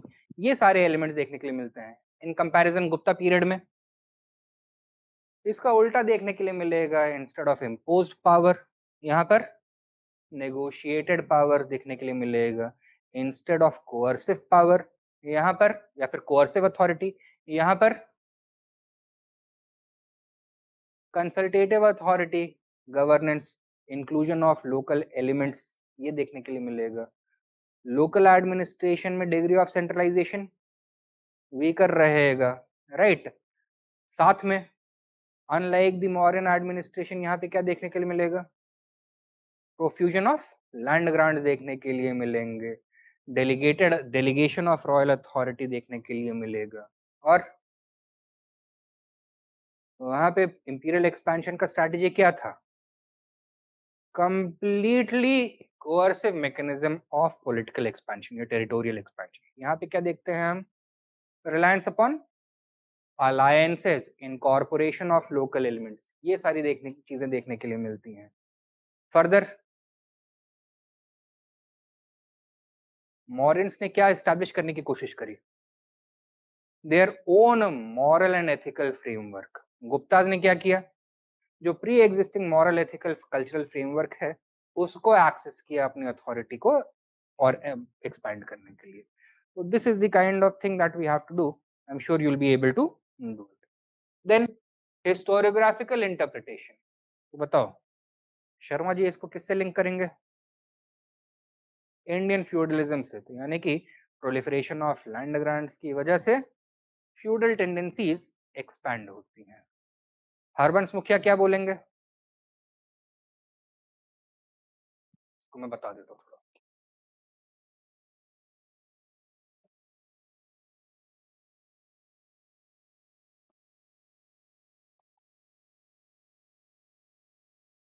historiographical interpretation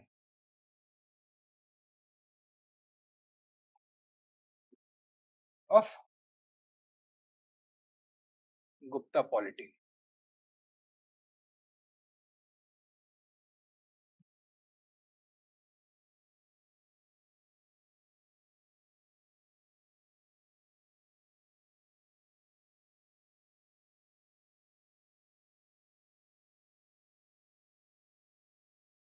The Gupta polity has generated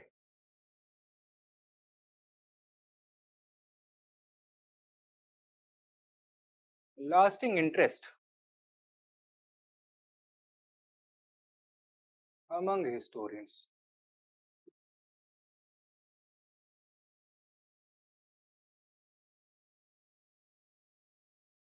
resulting in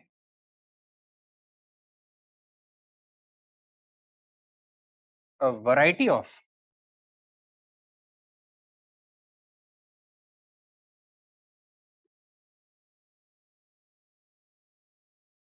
interpretations.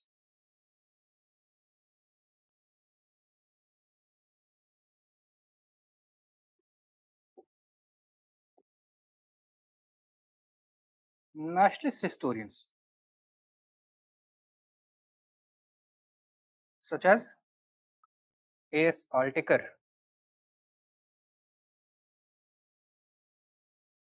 and K.P. Jaiswal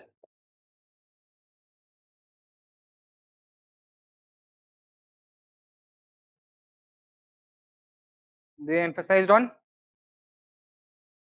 the military and political achievements of the Guptas, celebrating what? Territorial expansion, Samudragupta's military victories, and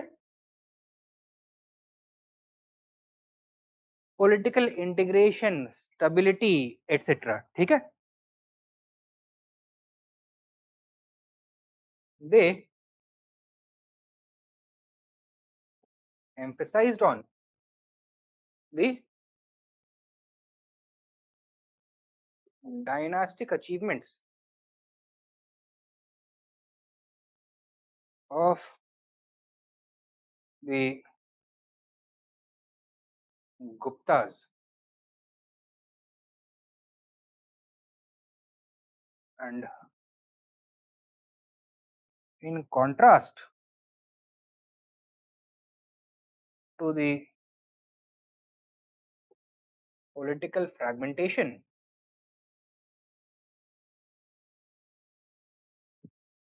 and foreign invasions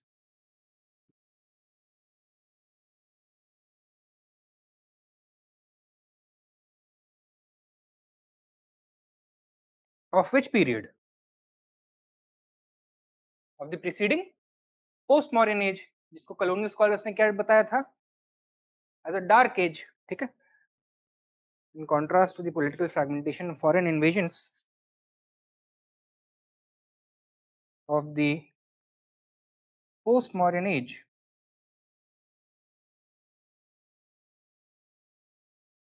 they viewed the Gupta age as the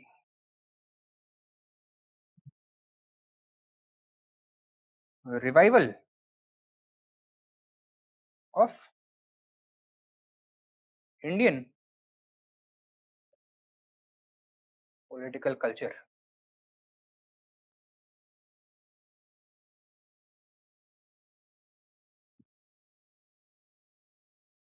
They celebrated the military achievements of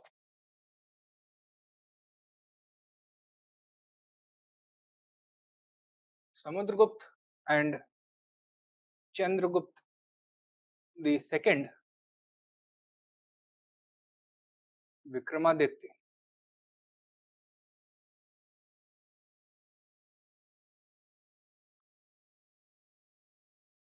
while also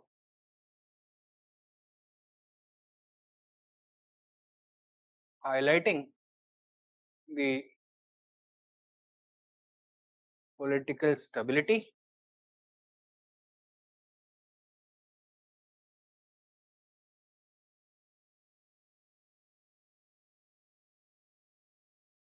humane governance and sound administration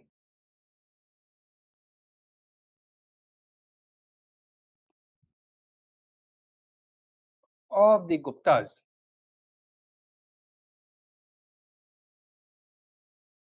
as attested to by the writings of figures such as Fahin, Kalidas, etc. ठीक है.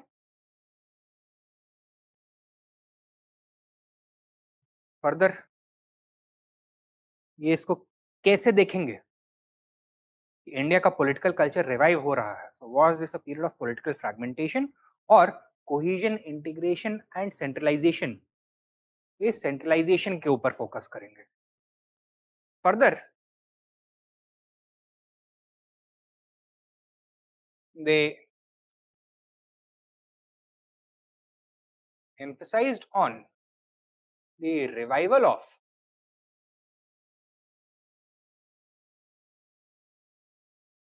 political centralization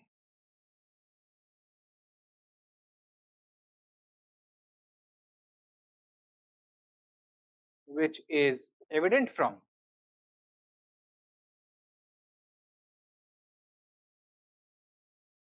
which sources? Sources such as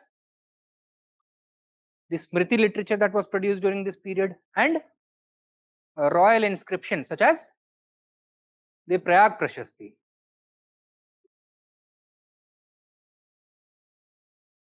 Smriti literature and inscriptions such as the Prayag Prashasti.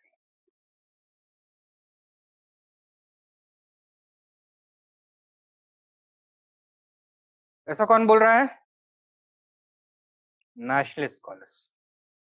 तो problem क्या है इसमें?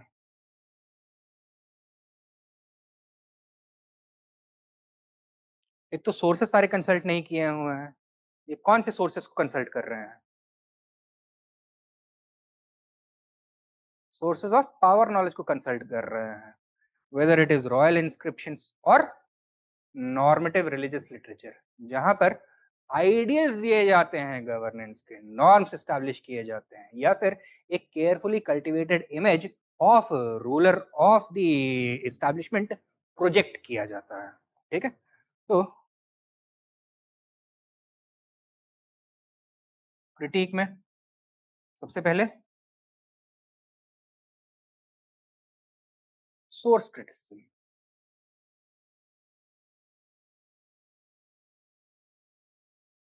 excessive reliance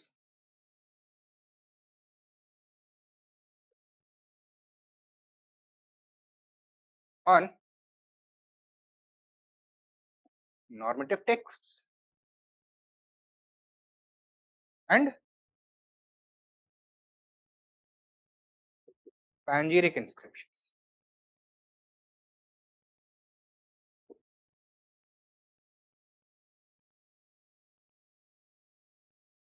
Secondly,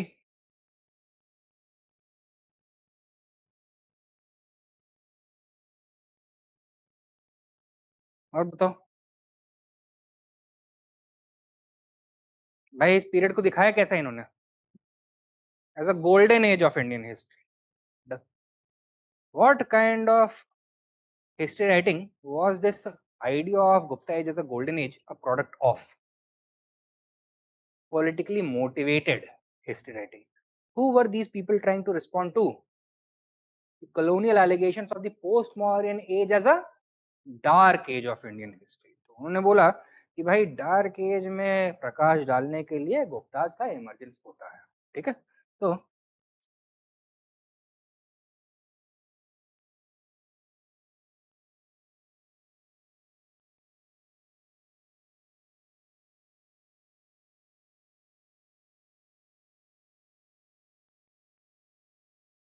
the nationalist perception of the Gupta age should not be seen without considering the politically charged narrative of the Gupta golden age of which it was a part. ठीक है, तो इसकी जो objectivity है वो थोड़ी limited है, constrained है. थर्डली, और बताओ.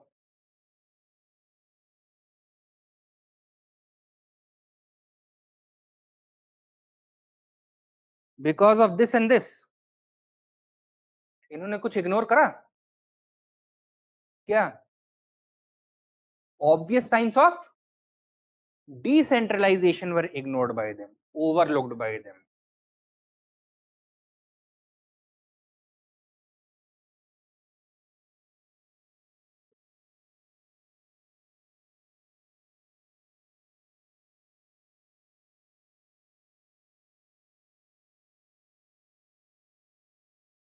Obvious signs of decentralization were overlooked by them.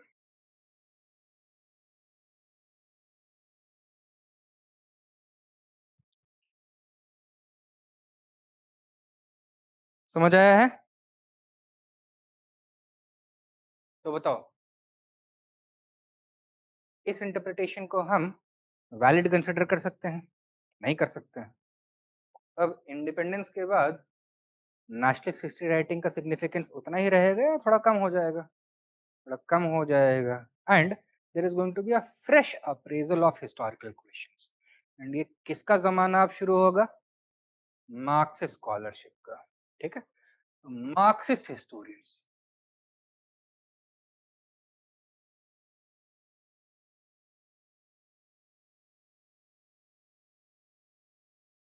such as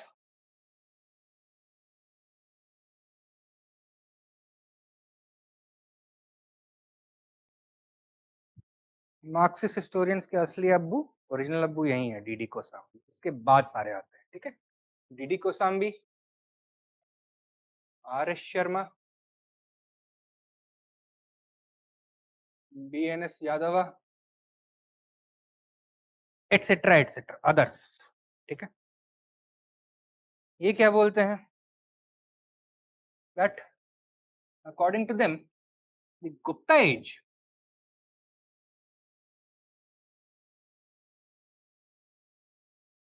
marked the beginning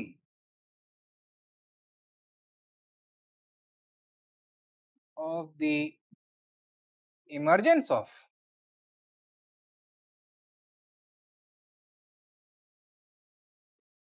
feudal tendencies which would later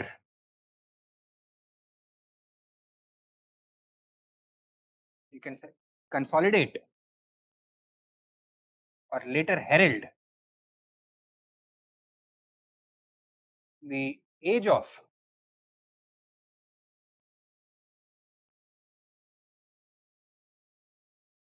Indian feudalism.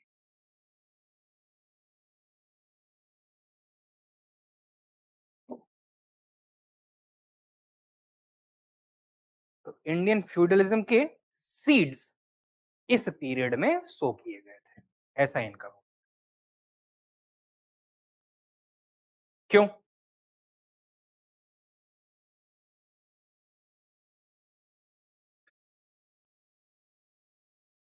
ये बोलेंगे सारी फसाद की जड़ कहां से शुरू होती है? लैंड ग्रांट्स की वजह से.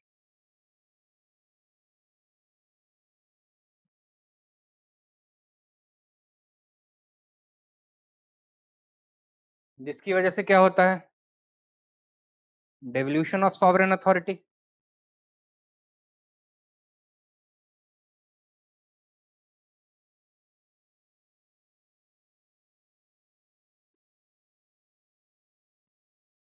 And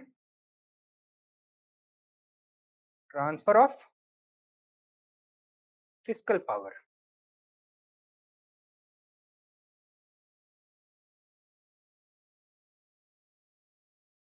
which results in the emergence of a weak center and stronger local authority or local elements.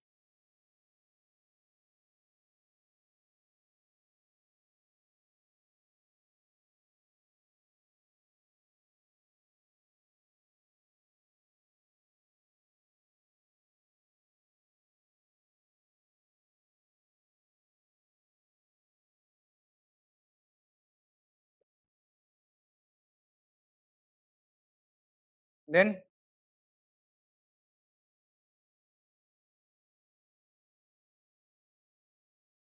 ultimately, as the equilibrium of power shifts permanently towards the periphery, towards the feudatories, क्या होगा? Political fragmentation and the rise of Indian feudalism.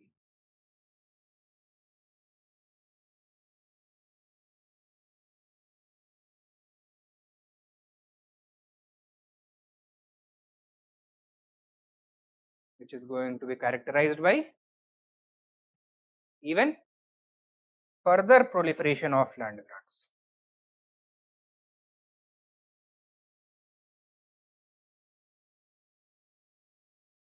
समझ में आया है?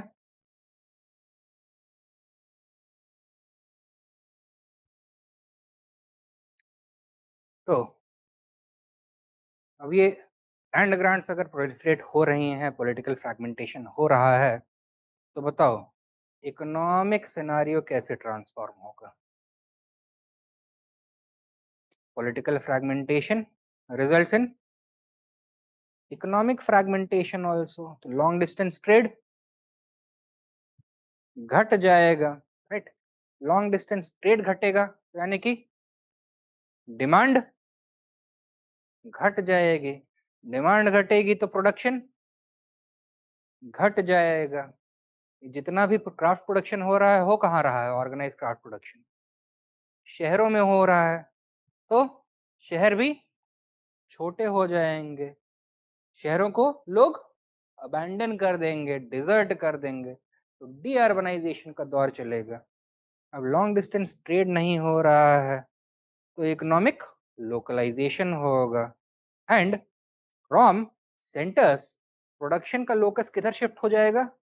Towards the villages.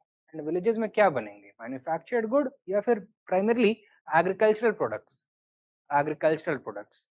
तो economy का ruralisation, अग्रेरियनाइजेशन होगा, D urbanisation. And क्योंकि इकोनॉमिक लोकलाइजेशन हो रहा है, self sufficient village economies emerge हो रही हैं, तो बताओ मॉनेटरी करेंसी मतलब मेटालिक करेंसी की उतनी जरूरत पड़ेगी?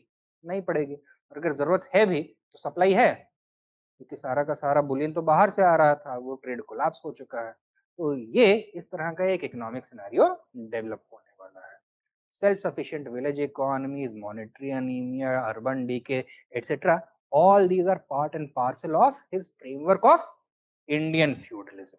शर्मा जी ने दिया है ये, ठीक है? साथ में सोसाइटी के ऊपर कैसा इफेक्ट पड़ेगा? अब जो डोमिनेंट ग्रुप्स हैं सोसाइटी में, कौन है? These feudal lords. What is their secret to success? Their ability to appropriate the maximum share of the surplus being generated within the regions that they control. ठीक है? And competition now, is it with the center alone or is it between the land owning class as well as the productive class now? तो अब दो levels पे competition चल रहा है surplus के कंट्रोल के लिए। एक तो राजा साहब और सामंत एक दूसरे से compete कर रहे हैं कि नहीं ज्यादा बड़ा हिस्सा मुझे मिलना चाहिए। दूसरा जो फ्यूडेटरीज हैं वो अब डिपेंडेंट मतलब लोअर क्लासेस से compete कर रहे हैं, जो प्रोडक्टिव क्लासेस हैं उनसे compete कर रहे हैं कि नहीं ज्यादा बड़ा शेयर मुझे मिलना चाहिए। Now how are these local feudal elements going to ensure कि लोग अपना पेट काट के इनको ही सारा टैक्स देते रहे? एक तो डंडा चला के हो सकता है, तो militarization of the countryside that is going to take place. But केवल डंडा चला के हो सकता है? नहीं। अगर केवल डंडा चला के करा तो वही होगा जो अभी बलोचिस्तान में, पीओजेके में, खैबर पख्तूनख्वा में हो रहा है। There are going to be reactions from below, right?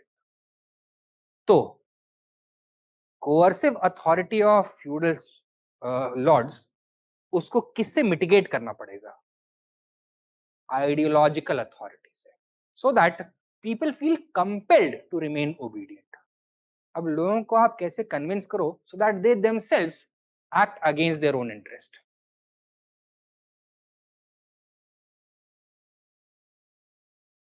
Marks क्या बोलता है? What is the opium of the masses? Religion is the opium of the masses. तो धर्म का अफीम उनको चखा दो। क्या बोलो कि it is your religious duty to pay your superiors on time, not to act against them. And ये ज्ञान उनको अगर कुर्सी पे बैठे हुए किसी ऑफिशियल से या फिर किसी सामंत से सुनने को मिले तो मानेंगे? किससे बुलवानी पड़ेगी? पंडित जी से बुलवानी पड़ेगी। देयरफॉर एक नेक्सस इमर्ज होगा। पहले नेक्सस था प्रीस्ट प्रिंस नेक्सस, अब क्या नेक्सस होगा? सामंत प्रीस्ट नेक्सस इमर्ज होगा। ठीक है, तो this is the new socio economic cultural dynamic that is going to emerge. And ये जो रिलेशनशिप है between the classes, is it going to be regulated only through ideological and economic mechanisms, या फिर ideologically backed social categories का emergence and crystallization होगा? Right, एक framework already exist करता है on the basis of which rights and privileges are distributed between different members of society. कौन सा framework? वर्ण आश्रम धर्म फ्रेमवर्क, जाति का फ्रेमवर्क। एंड मैकेनिज्म क्या है यहाँ पर? Why do people enjoy a higher or lower rank? Ritual purity के बेसिस पर, किसी को प्योर माना जाता है, किसी को इम्प्योर माना जाता है। तो ये फ्रेमवर्क यहाँ पे भी अप्लाई किया जाएगा। समझ में आया? This is going to result in what? The rising differences between upper and lower castes, proliferation of jatis, ये सारी चीजें देखने के लिए मिलेंगी। इकोनॉमिक मोबिलिटी बिटवीन जातिज और बिटवीन वर्नास कम होगा या ज्यादा होगा? अलग अलग से रैंक्स वाले लोगों का एक्सपीरियंस अलग अलग होगा। जो सोशल हायरार्की में ऊपर हैं उनके लिए इकोनॉमिक मोबिलिटी बढ़ा दिया जाएगा। बोलेंगे कि ये कलयुग है, Brahmins can not be expected to participate only in priestly activity और एजुकेशनल परस्यूट्स, उनको एग्रीकल्चर करने का भी हक होना चाहिए। Kshatriyas can not be expected only to provide military service, they should also emerge as land holders. Why? क्योंकि धर्म संकट में है, कलयुग में धर्म को बचाना है तो सारे रिसोर्सेज अपर वर्णास के कंट्रोल में होने चाहिए। But those people who are located lower down in the social ranking, social ladder, उनके लिए economic and physical mobility restrict कर दिया जाएगा। समझ में आया? ये बोल रहे हैं मार्क्सिस्ट स्कॉलर्स। इंडियन फ्यूडलिज्म की शुरुआत हुई यहां से, उसके पहले बीज बोए गए। समझ में आया है इतना?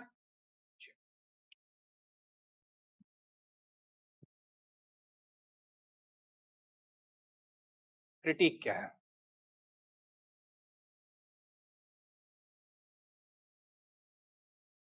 सबसे पहला तो एक स्कॉलर है हरबंस मुखिया,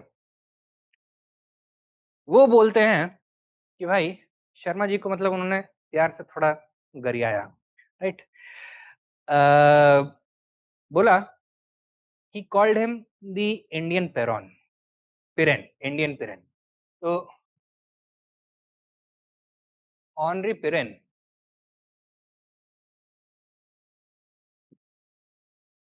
this was the guy who in the 1930s gave the framework of feudalism to explain the socio-economic and political scenario that prevailed between the 7th and 14th centuries in Western Europe. ठीक है, तो इसने कौन सा framework दिया है?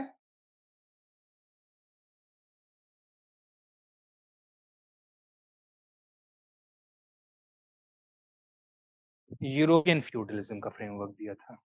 ठीक है, तो इसकी कहानी शुरुआत कहां से होती है कि 7th सेंचुरी में भाई ऐसा क्या हुआ जिसकी वजह से जो पॉलिटिकल सिनेरियो है कंप्लीटली चेंज हो गया। The rise of Islam and Islam ने किसका दरवाजा खटखटाना शुरू किया? बिजेंटीन एम्पायर का, जिसकी वजह से क्या हुआ? The trade roots connecting Asia and Europe cut off हो गए। लॉन्ग डिस्टेंस ट्रेड खत्म। लॉन्ग डिस्टेंस ट्रेड खत्म हुआ तो पैसे का लेन देन खत्म हो जाता है, शॉर्टेज ऑफ मेटालिक करेंसी होने लगता है। लेकिन रूलर्स की जो नेसेसिटीज हैं वो कम होती हैं और बढ़ जाती हैं, और बढ़ जाती हैं। क्यों? क्योंकि अब इस्लाम के खतरे से हम खुद को बचाना है। Therefore military and administrative requirements of European monarchs increases, and thus they start relying increasingly on land grants to fulfill their administrative and military necessities, and then वही वाला चक्कर शुरू हो जाता है। ठीक है? Is it not exactly the same dynamic जैसा कि आर्य शर्मा बोल रहे हैं? यस, इनफैक्ट इसके पहले भी वो एक्सप्लेन करते हैं कि भाई लैंड ग्रांट्स अचानक से इतने इंपॉर्टेंट क्यों हो गए from the 3rd century AD onwards. क्यों? क्योंकि हुनास आकर के सेंट्रल एशिया में बैठ गए थे। They had cut off the trade routes between India and the Roman Empire. ठीक है? अब सेम चीज पेरॉन बोल रहे हैं in the context of the rise of Islam. ठीक है? In the context of the Eastern Roman Empire. समझ आया? तो सबसे पहले तो हरवंश मुखिया बोलते हैं ये मॉडल एक्चुअली इंडियन सिचुएशन को बना एक्सप्लेन करने के लिए बना ही नहीं है। It is a Eurocentric model. ठीक है?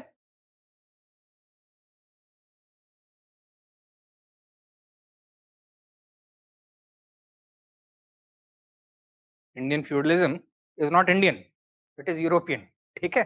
उन्होंने ये बोला। साथ में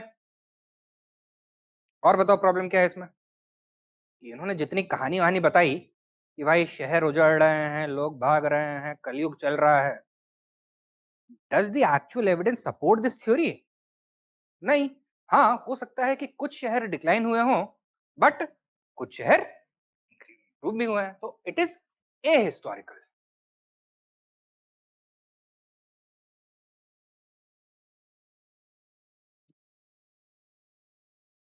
The theories of monetary anemia, urban decay, etc. are not verifiable independently. ठीक है? Available evidence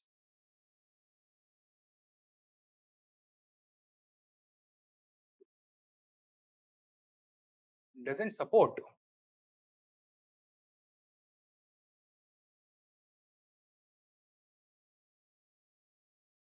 monetary anemia, urban decay और Indian feudalism.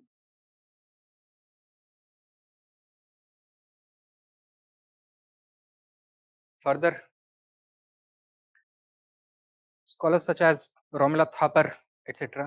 क्या बोलते हैं कि शर्मा जी ने अपनी पूरी कहानी किसको पढ़ के बताई है? नॉर्मेटिव टेक्स्ट्स को, through which the image of rising Brahmanical orthodoxy is revealed. But ये जितना भी नॉर्मेटिव लिटरेचर है, does it explain the situation on the ground level और things as they should be? Things as they should be. तो social जो picture है, does it completely match the picture that is created by the normative literature? नहीं, there is a lot of difference in lived experiences जो normative ideals हैं उनसे काफी अलग थे। ठीक है? तो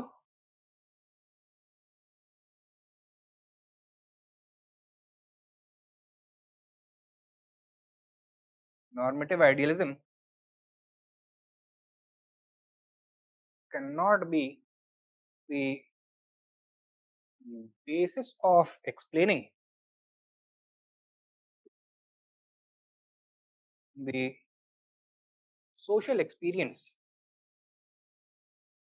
of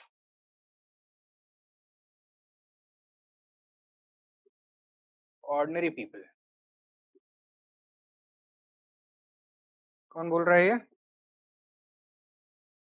रोमिला थापर।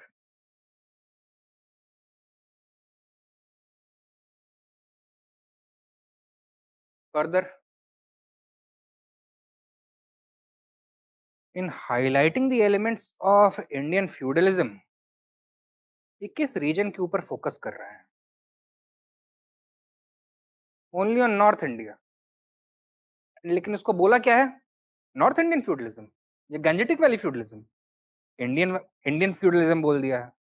ये तो यार बड़ा सही है। हाउ एरोगेंट, हाउ कन्वीनियंट कि नॉर्थ इंडिया में या फिर गंजेटिक वैली में जो हो रहा है उसको आप बोल दो कि पैन इंडिया फिनोमिनन था।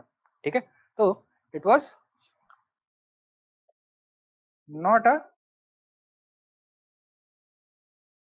Pan India phenomenon.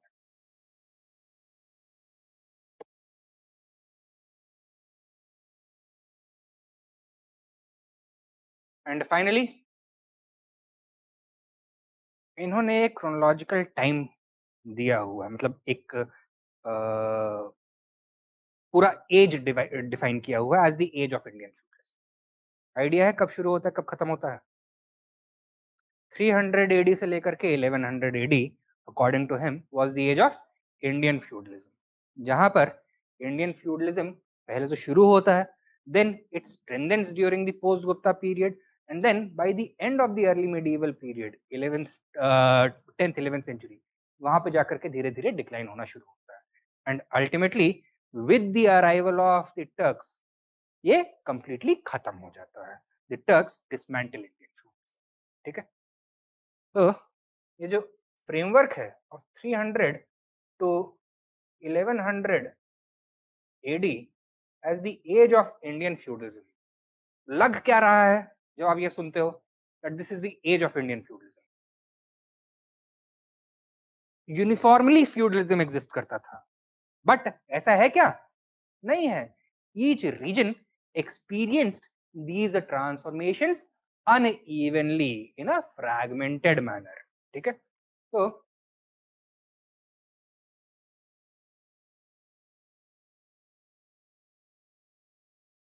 appears to be a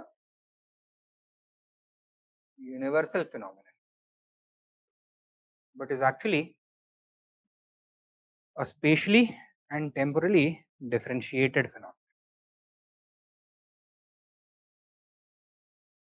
तो बताओ, जो फ्यूडलिज्म का फ्रेमवर्क है, does it apply to the Gupta age?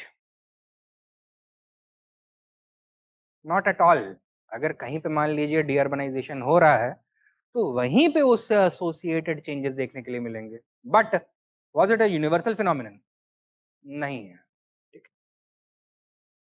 ऐसे में फिर आते हैं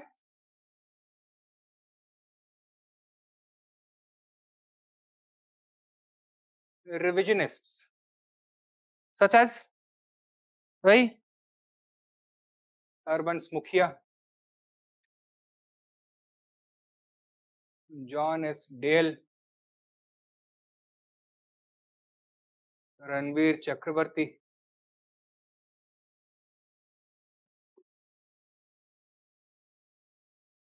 बी डी चट्टोपाध्याय,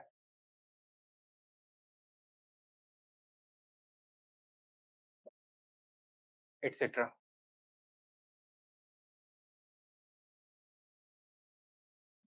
हरमन कुलके,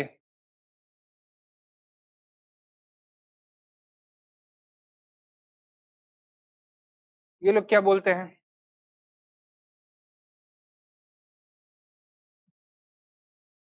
भाई देखो, फ्यूडलिज्म का एक दूसरा पहलू होता है सर्फडम। फ्यूडल लॉर्ड्स कौन होते हैं? They are the dominant class in the feudal framework, and serfs कौन होते हैं? They are the subservient class. तो हैव्स कौन हो गए? लॉर्ड्स, एंड हैव नॉट्स कौन हो गए? सर्फ्स।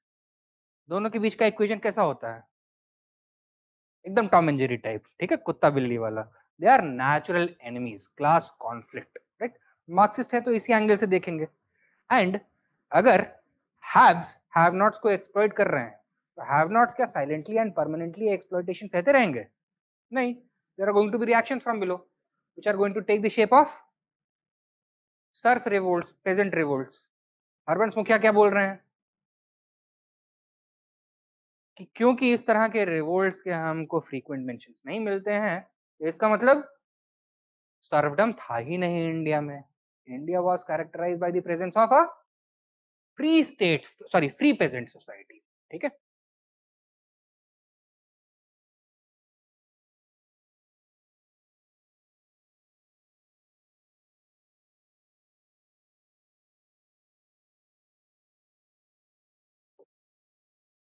लेकिन कुछ कॉन्ट्राडिक्टरी एविडेंस है हमारे पास।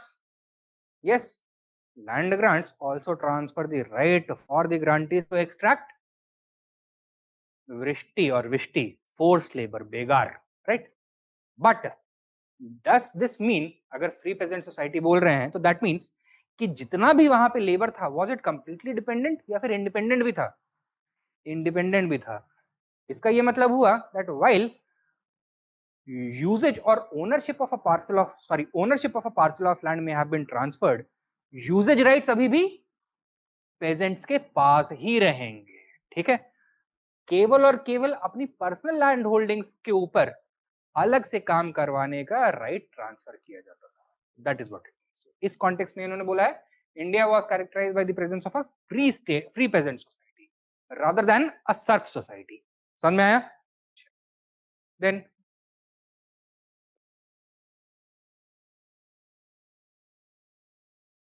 जॉन एस डेल बोलते हैं yes, there may have been some evidence of monetary debasement or the shortage of coins or the use of barter, but does it mean complete economic localization and emergence of self-sufficient village economies? नहीं। क्यों? क्योंकि कोई भी reason ऐसा हो ही नहीं सकता है जो कि completely self-sufficient हो। It is always going to require something or the other from outside, and monetary currency खत्म हो गया, यानी कि मेटालिक करेंसी खत्म हो गया, डज दिस मीन कि लॉन्ग डिस्टेंस ट्रेड हो ही नहीं सकता? ऐसा नहीं है भाई। हड़प्पन पीरियड में भी हड़प्पन कॉइन्स यूज कर रहे थे क्या? नहीं कर रहे थे। Somehow they managed. कैसे मैनेज करते थे? Anything else could become a major, a carrier of value, right. जो करेंसी है, कॉइन्स हैं, they are a carrier of intrinsic value, जो उसका metallic value of the coin है, that is the thing, right. But किसी भी चीज को में वैल्यू आप ट्रांसफर कर सकते हो। Maybe it is a quantity of salt और सब कॉडी और अ पीस ऑफ क्लॉथ और a particular piece of you can say leather, cutting of leather, या फिर मेटालिक शेविंग्स, चूर्नी जिसको बोलते हैं, वो हो सकता है। ये क्या बोलते हैं? डीमोनेटाइजेशन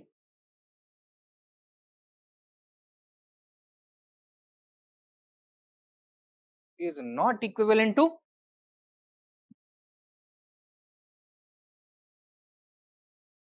economic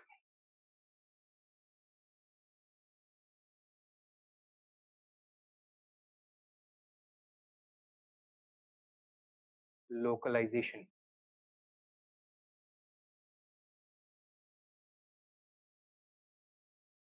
समझ में आया? देन हरमन कुल के साहब क्या बोलते हैं?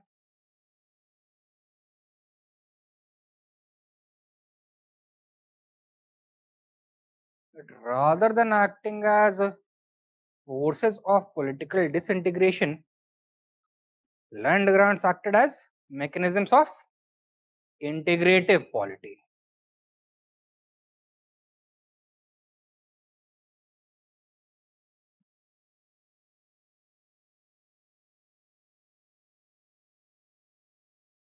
BD Chattopadhyaya and people such as Romila Thapar, L Basham etcetera, ये क्या बोलते हैं?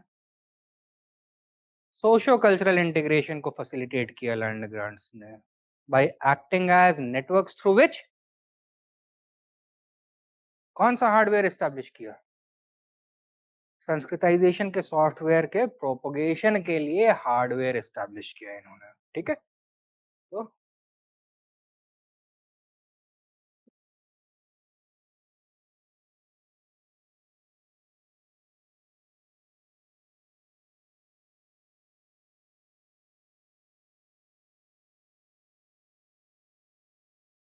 Then people such as Ranabir Chakravarti, B D Chattopadhyaya, once again, ये लोग बोलते हैं कि भाई एक समय एक जगह पे शर्मा जी कहानी बता रहे हैं डिमोनेटाइजेशन, डिबेसमेंट ऑफ कॉइन्स की, लेकिन even as late and as deep into the post Gupta period as the 8th and 9th century, हमें क्या दिखता है?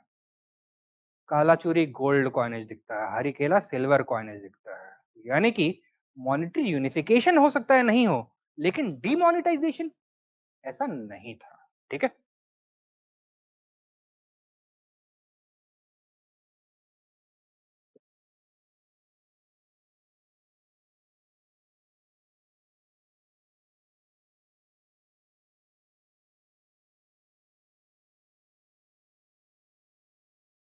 Monetary disunity is not equivalent to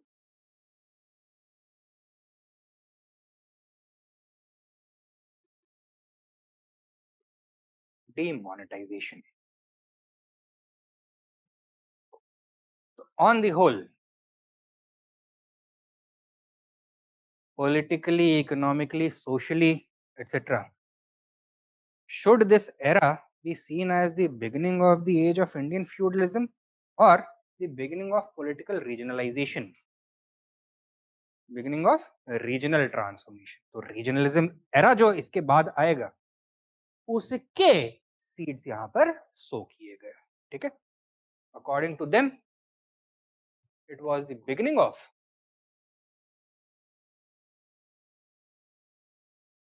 the era of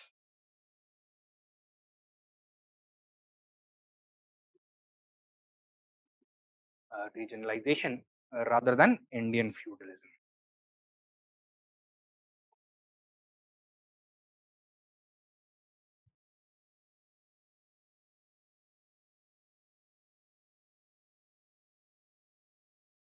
समझ में आया है इतना? एक्चुअली इंडियन फ्यूडलिज्म ना अर्ली मेडिवल एज का बहुत इंपॉर्टेंट एक फ्रेमवर्क है। आई फाउंड, क्योंकि एक्चुअली ये डिबेट डेवलप होना ही गुप्ता पीरियड से शुरू हो जाता है, तो that is why I thought कि इसकी अवेयरनेस यहाँ पे देना बहुत ज्यादा इंपॉर्टेंट है। अदरवाइज गुप्ता पीरियड के बारे में ही ठीक पिक्चर डेवलप नहीं हो पाती, because we keep on assuming high degree of centralization with some elements of decentralization, लेकिन हिस्टोरियोग्राफिकल डिबेट ऐसे डेवलप हुआ है। So this awareness needs to be generated so that you can apply this awareness in subsequent portions also. ठीक है, and ये feudalism वाला जो debate है ना, this is one of the most scary topics for people, right? But I'm sure I've been able to do justice. समझ में आया है इतना? हाँ, अब कोई क्वेश्चन होना चाहिए, बनना चाहिए, तो लिखो।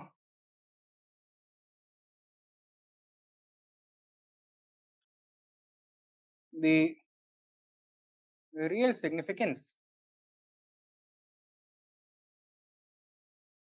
of the framework of or of the debate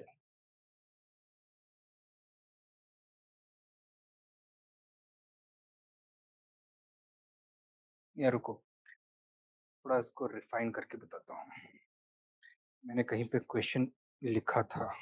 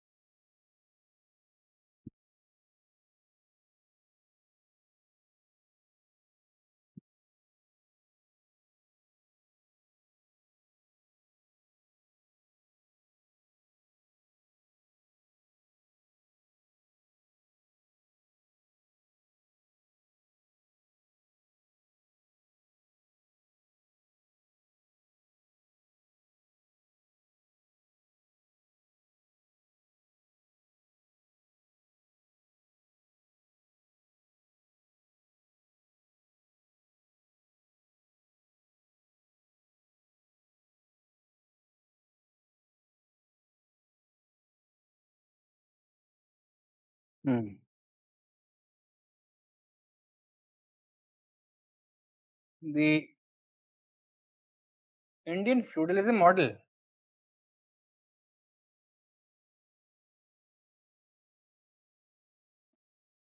has proved more influential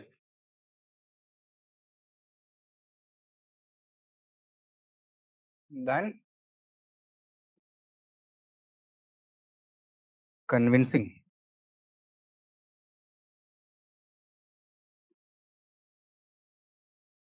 Elaborate.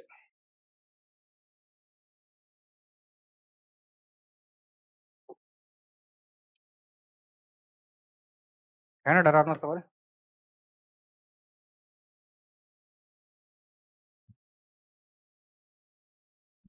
बताओ।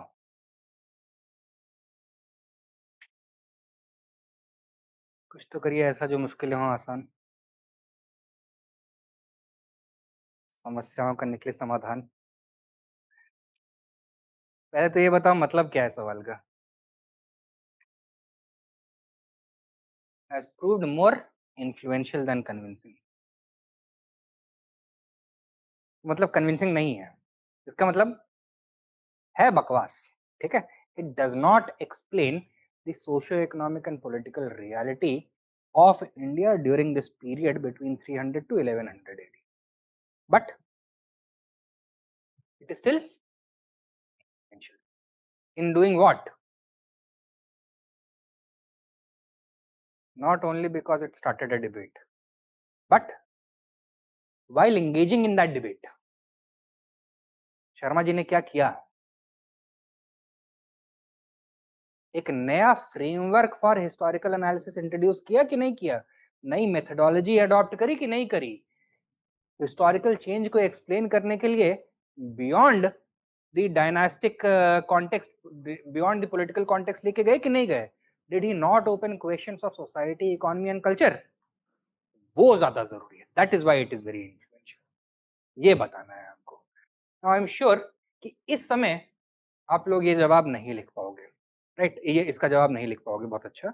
बट बाय द एंड जब हम फ्यूडलिज्म के फ्रेमवर्क को पूरा डिटेल में कवर करेंगे during the early medieval period, then I want you to come back to this question and write it. तो इसको स्टार करके मार्क कर लो, रिमाइंडर डाल लो कि भाई मुझे ये सवाल लिखना ही लिखना है, क्योंकि एग्जाम में भी ना ऐसे अचानक से ही सवाल आएंगे, और अगर ठीक से समझा नहीं है आपने तो एड्रेस करना तो छोड़ो, समझ में नहीं आएगा भाई पूछ क्या रहा है, सुपारी निकाल के बात करो भाई। ये वाली फीलिंग आने वाली है। ठीक है, चलिए।